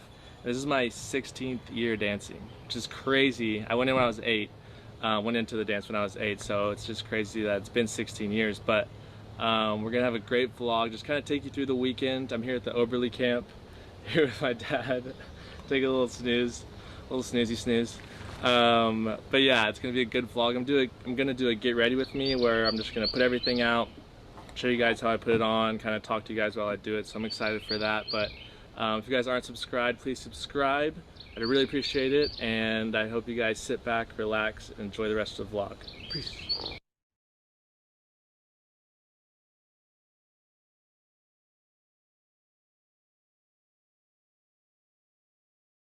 Another year down. I will kill you. I have no makeup on. You're good. How was this year?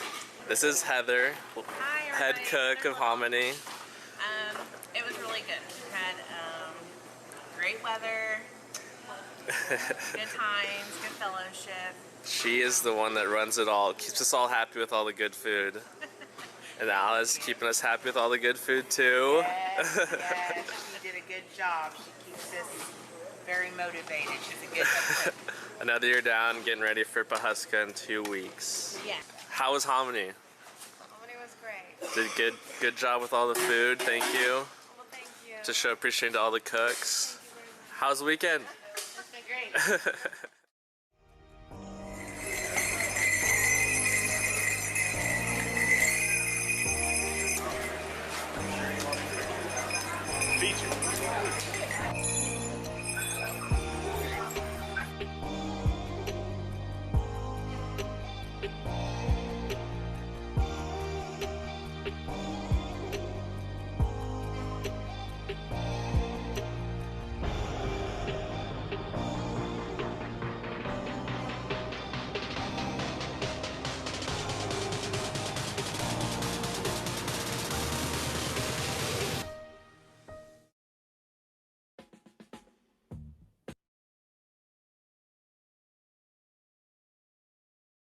Oh, okay, so now we are going to pass it over to Juliana, and she will begin her panel. I was glad to share a snippet of that video with you. It's a 2,000-mile trip back there to our home dances. There are powwow dances out here that are completely different, but it's kind of touching home base when we go back there. My family arrived in 1918 to Roseburg, Oregon. They had walked from the Ozark Mountains to Oregon, following the wagon tracks. My great-grandfather died along the way in Twin Falls, Idaho. Another branch came from Hungary via Ellis Island to North Dakota. And then another branch rode the trains out here doing migrant work, harvesting in the orchards, and came out during the Great Migration of the Dust Bowl. They came out here with a strong work ethic and hope for something better and deep faith. Our family experienced many hardships that would affect the generations to come. My great-grandmother lost her twins during the hardships of camping in the mountains of southern Idaho. She buried them there near their campsite in the snow. My great-grandfather took his own life due to the deep depression during the Hungarian Revolution. In 1964, flood gutted my grandparents' home on Templin Street in Roseburg. My maternal grandmother survived smallpox. Our family was very diverse, and loyalty is very important to us. My parents attended OSU and U of O. My dad's college roommate was Adolfo Velasquez. Somehow, Adolfo smuggled a baby jaguar when he came back, when he visited home for Christmas. He brought the baby jaguar back to their dorm room, and they raised it there at OSU. Somehow they didn't get in trouble or ever get caught. I don't know how. My brother and I returned to Osage land several years ago. We try to get back there about every 4 years. We visited the hometowns where my paternal grandparents were born. My brother has also made 2 trips to Wiesenheide, now in Romania after the Trianon Treaty. Food is a big part of both cultures. I learned to cook with my grandmothers and my mother. We are a hunting, fishing, gathering, and gardening family. In grade school, I joined the International Order of Job's Daughters. In high school, I joined the AFS Club, American Field Service, and we hosted a young woman from Jordan. She and I are still friends to this day. The word I haven't heard in many years, she said the word habibti, which is like a term of endearment and friendship. In college, I was secretary of the International Club. I'm a member and former president of Altrusa International. Recently, Mandy Elder, Chris Wiley, and I hosted 2 young women from Oaxaca, Mexico, through Women in Leadership and Learning. While we were in Arkansas one summer, my mother became friends with another young mother. Her name was Viola Jackson. She was from Mobile, Alabama, and had children the same age as my brother and I. She kept in touch with my mother through the years and wrote to her of the pride and fears as she participated in the Mobile, Alabama marches and gatherings. This made an important impact on me to recognize the importance of this day, Martin Luther King Day. I attended my first Sundance in 1987, and I cried because it felt like home to me. This is an ancient ceremony of my ancestors. I hosted my 20th annual financial aid night for American Indian and Latino students with Antonio Huerta, that works in the admissions office of U of O. We give a bilingual presentation to help students bridge the gap from high school to college. Education is the great equalizer, and educational equity gives everyone hope. Perfect. Thank you, Juliana. That was absolutely beautiful. Thank you so much for sharing with us. And now we're going to hear from our final panelist, Pastor Howard Johnson. Just a little introduction. Pastor Howard is the founder and the current pastor of Bethany Baptist Fellowship that was established in 1989. He is and has been employed by D.R. Johnson Lumber as corporate controller since May 1992. And he currently serves on the Douglas County School District 4 as an elected board member and has been serving since 2016. And I'm going to turn it over to Pastor Howard right now. Everyone hear me? Everyone can hear me? Yes. First of all, I'd like to thank everyone for inviting me to be on this program today. Number one, I'd like to share with you that I do not speak for all Blacks. I just want to share with you my own experience. And this has been a great event up to this point, and I hope and pray that I don't spoil it. So I ask openly, may I speak freely? Yes, you may.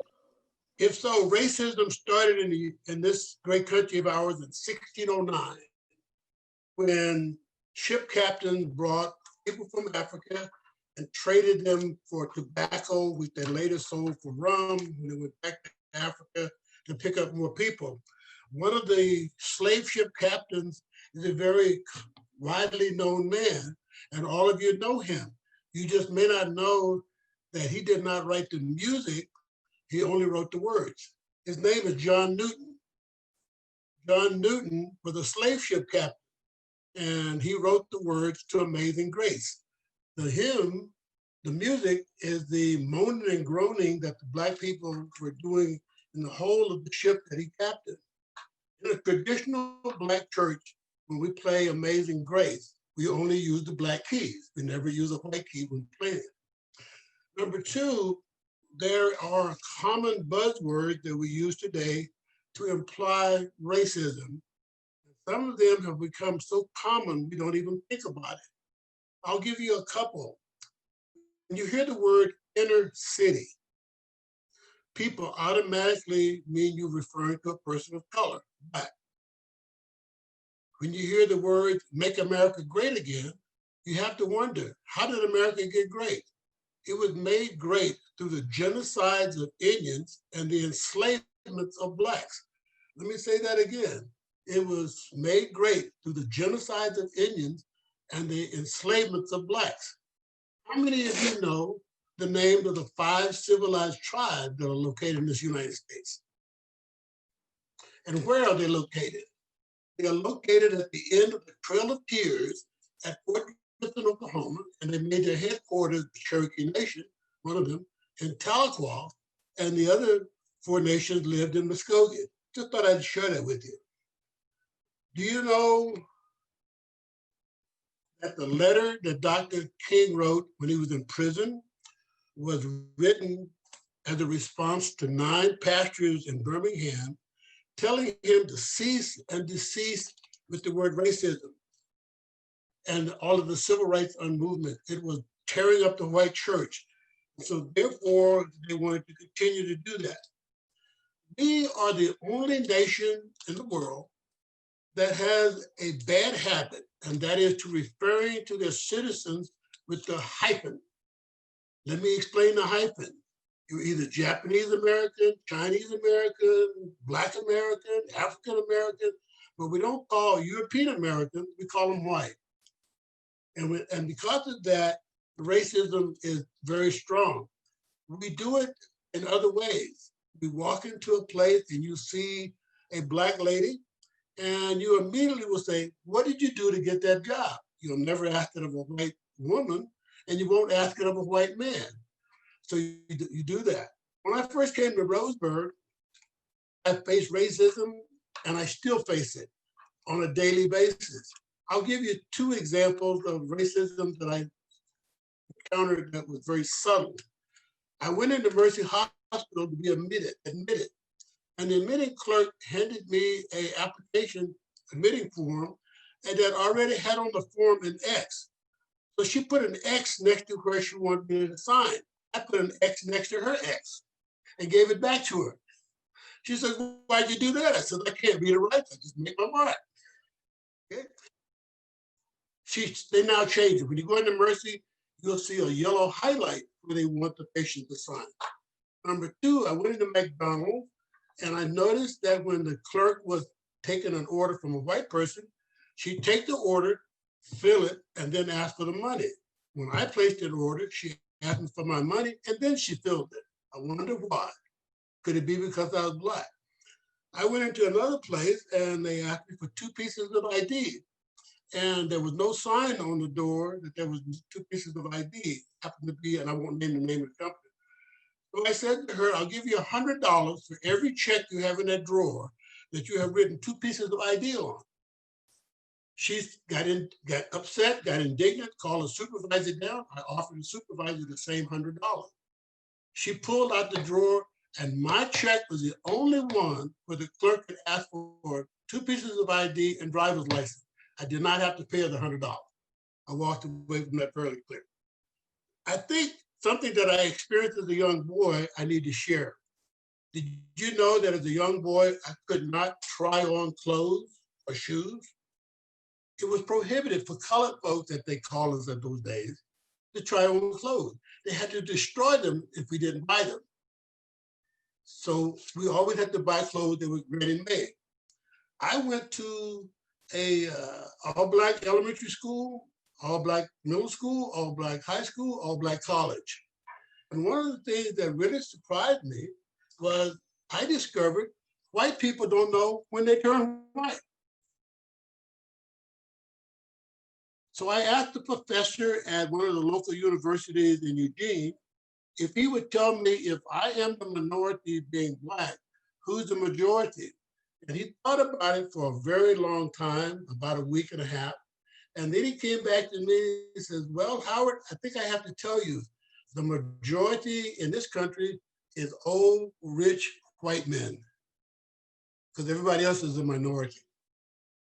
So I asked the question, do you know when you were white? 90% of all people of color, Black, know when they were called that ugly word called nigger. I remember the boy's name, Charles McClintock. I remember the day. It was on a Sunday, September the 7th, 1947. I was not yet 6, and he called me a nigger. And I went into my house and told my mother how excited I was that I was a nigger. Then got the big talk that has followed me all of my life. I'm able to say today that I have endured racism in Roseburg ongoing and continuously. Let me give you the last one that I received, and then I'll be quiet. I went into the hospital in August of 2020. Prior to me going into the hospital in July 2020, I got a phone call at the church that I pastored, and I answered it. The phone ID said caller ID unknown. And the person asked me, and I couldn't tell you whether it was a male or a female, black or white.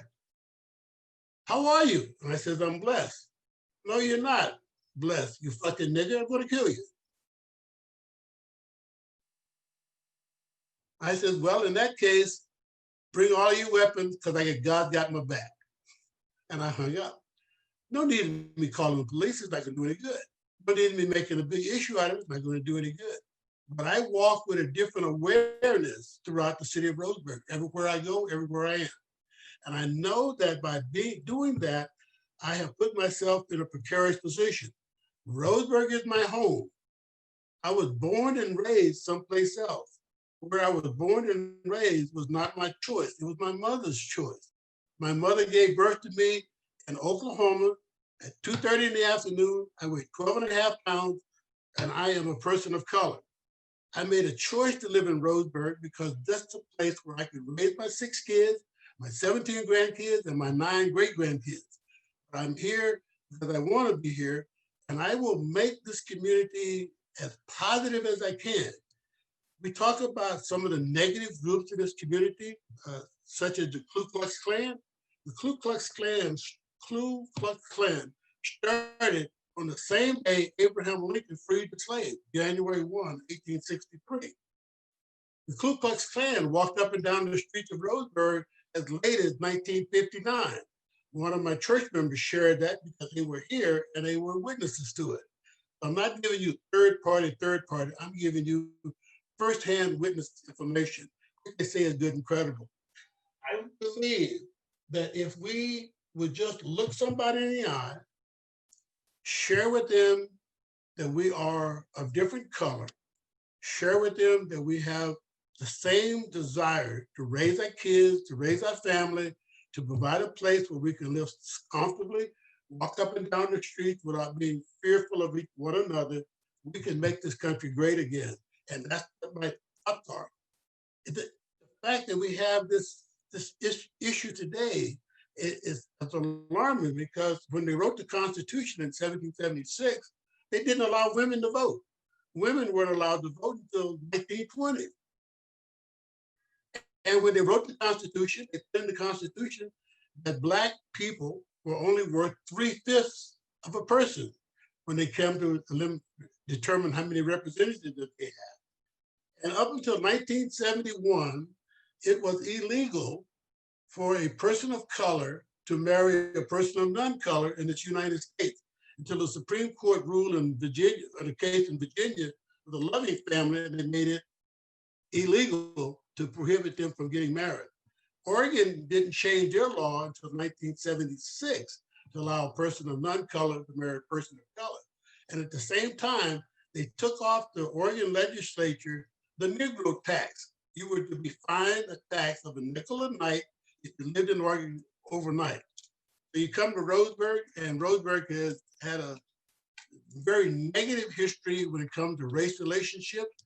When I moved here in 1989, there were 5 people who were willing to admit that they had some Black blood in them, willing to admit. It's now maybe over 300 or 400. I haven't checked the last Census Bureau yet because they haven't put out the census.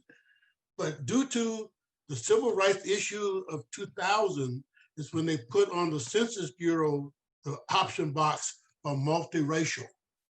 Prior to that, and I happened to be married to a woman of non-color for 45 years. We just celebrated our 45th anniversary on the 12th of this month. When her children were in my home and I'm the father, they were Black. When they moved out, they became white again because the head of the household determined all the race of the people in the household. That's a sign of racism. And until we remove the money attachment to race, we will always have racism in this country, or until another group of people says enough is enough. And those group of people call themselves Christians. When they stop saying that it's okay to segregate, it's okay to be different, then we can stop this in a New York minute. I believe that this is, I wouldn't want to live in a place else other than the United States, but I want to mention that. I believe that I was told as a young boy certain protocols that I passed on to my children. My mother told me that if I was ever lost, never ask a police officer. Because if you were lost, you were someplace that you shouldn't have been in the first place. And asking a police officer will get you arrested. When I first came to Roseburg, July 1989, I was here 2 days before I was pulled over by a Roseburg police officer for riding my motorcycle while black. We have become best of friends. But he told me flat out, the only reason he pulled me over was the fact that he had never seen a black man riding in Roseburg on a motorcycle where everybody could see who he was. Then 10 years later, one of my chosen children, who happened to be white, was driving my car, and she got pulled over by a Roseburg police officer, wanted to know what was she doing driving this black guy's car. And she said, he's my dad. You should have seen the look on his face. He didn't believe her. So she told him my name, my date of birth, where I live. The police officer was overwhelmed. So he says, ma'am, I'm sorry, but I knew you weren't Howard Johnson. So that's kind of an interesting thought. We are dealing now with the mascot issue at Roseburg School, and there are people who say it's tradition. Tradition is bad. I don't see any rising suns from the Japanese who bombed us December 7th. I see Confederate flag that represents the era in which I was a slave and my parents were slaves. But I'm not an African American. I am an American. And I like to be referred to as American. I don't want to be known as the first black guy to do this, the first black guy to do that. Although I do have some of those in my resume. I was the first black Navy navigator in an A3D in 1960. I flew 208 carrier takeoffs, 199 carrier landings. And when I got off the ship, as I was going through a city in Alabama, they told me I could not get off the bus because there was no facilities for colored folks. They told me to go urinate out in the bushes. And here I am wearing a uniform of the United States government, willing to defend our Constitution and our rights. Do I have a right to be bitter? Yes. Am I bitter? No. Will I ever get bitter? No. Why not? Because if I let other people hold their leverage over me, they have control over me. So I forgave them, so I have control over them. Ladies and gentlemen, thank you very much for that. I have one other, the young man that was doing the inventions. I'd like to give you one. Do you know who invented psychedelic fingernail polish for ladies? I do not. I do. He's my brother.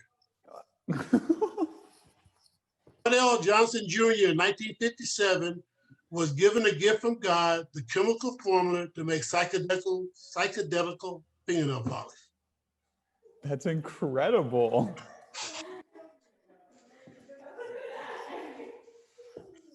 Okay. I have some more for you in case you're wondering. Oh, I'm always wondering. Well, I'll share some more with you at a one-on-one time. Okay? Perfect. Thank you very much for allowing me to be part of your panel. I'll entertain any questions you may have at this time.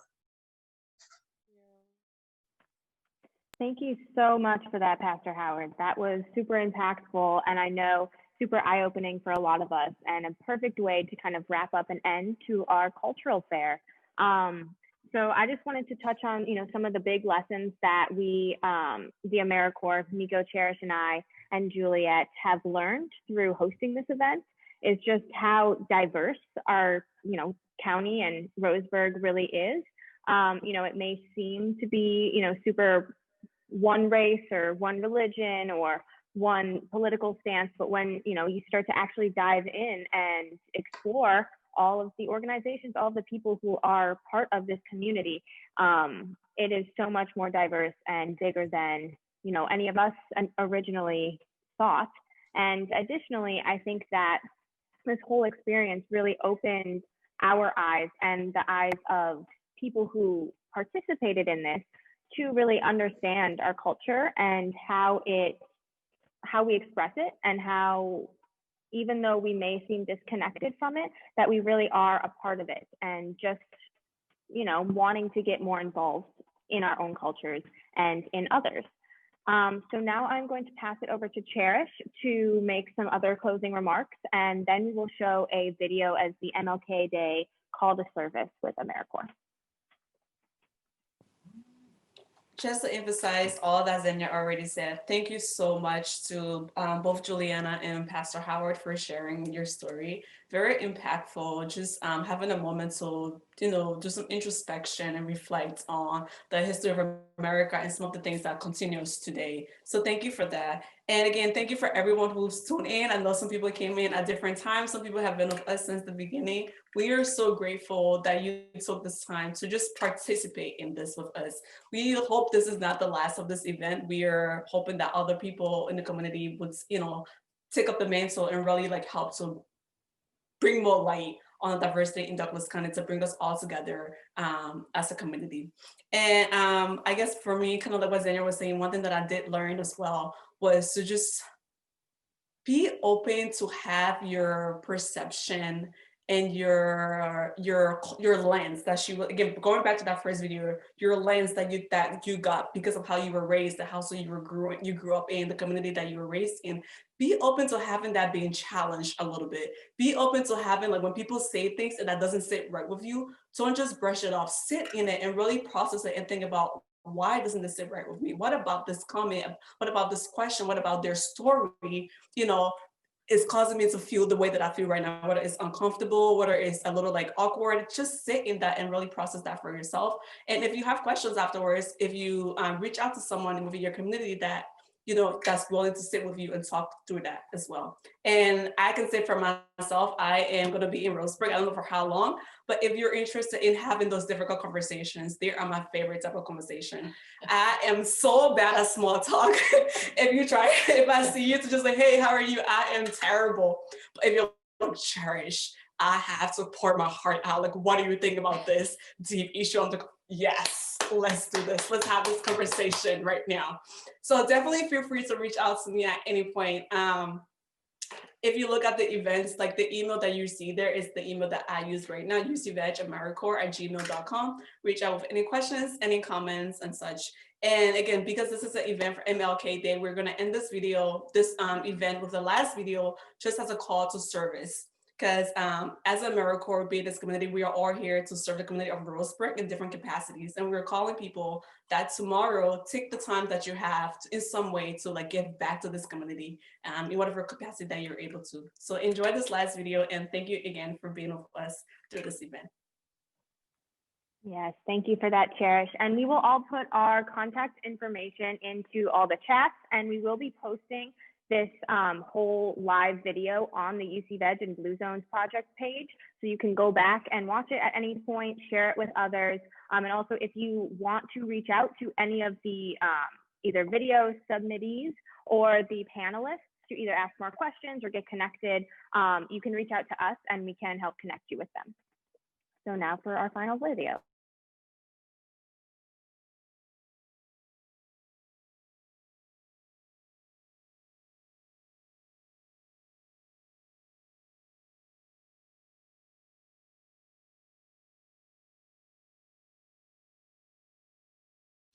If you want to be important, wonderful.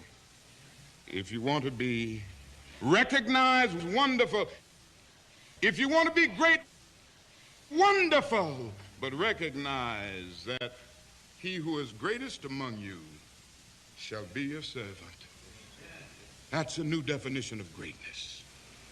By giving that definition of greatness, it means that everybody can be great.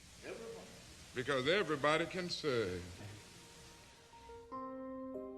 I was one of 4 6-year-old children, girls, to integrate the public school system here in New Orleans in 1960. When I look at the Norman Rockwell painting and I see myself, I always say that the lesson I took away was a lesson that Dr. King tried to teach all of us. And that was that we should never look at a person and judge them by the color of their skin. I crossed a picket line, a mob every day for a whole year. There was a woman there to greet me. She did everything she could to make my day fun. She not only taught me, but she read stories to me. We played games. I knew that if I got past the mob and inside of the building, I was going to have a great day. And it was because of her. So she showed me her heart. And I began to realize that there was no way she was like the people outside. I couldn't judge her the same way. And so I believe at that moment, I learned the lesson that Dr. King died trying to teach us. My father said an individual has not started to live until he or she can rise above the narrow confines of his or her individualistic concerns to the broader concerns of humanity. He would certainly applaud the fact that our nation has set aside a day where we can become more other-centered rather than self-centered and really focus on the broader concerns of humanity, because that's really the person that he was and the way that he lived. Nothing's insignificant. As you're celebrating the King Day, remember you are important, you're significant, and you have something that you can offer to make humanity a better place.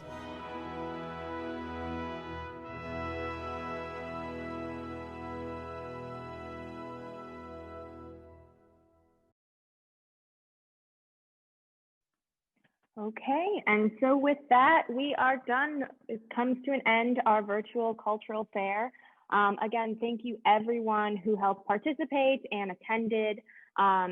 This was such a great experience for us to be part of, and I hope you feel the same. Like we all kind of said throughout it, we do hope that this becomes like either an annual thing or just to integrate some of the things that we've done throughout this event into more of our everyday life and other events in Roseburg. So yeah, thank you all for coming. And with that, we will be ending this meeting. Thank you.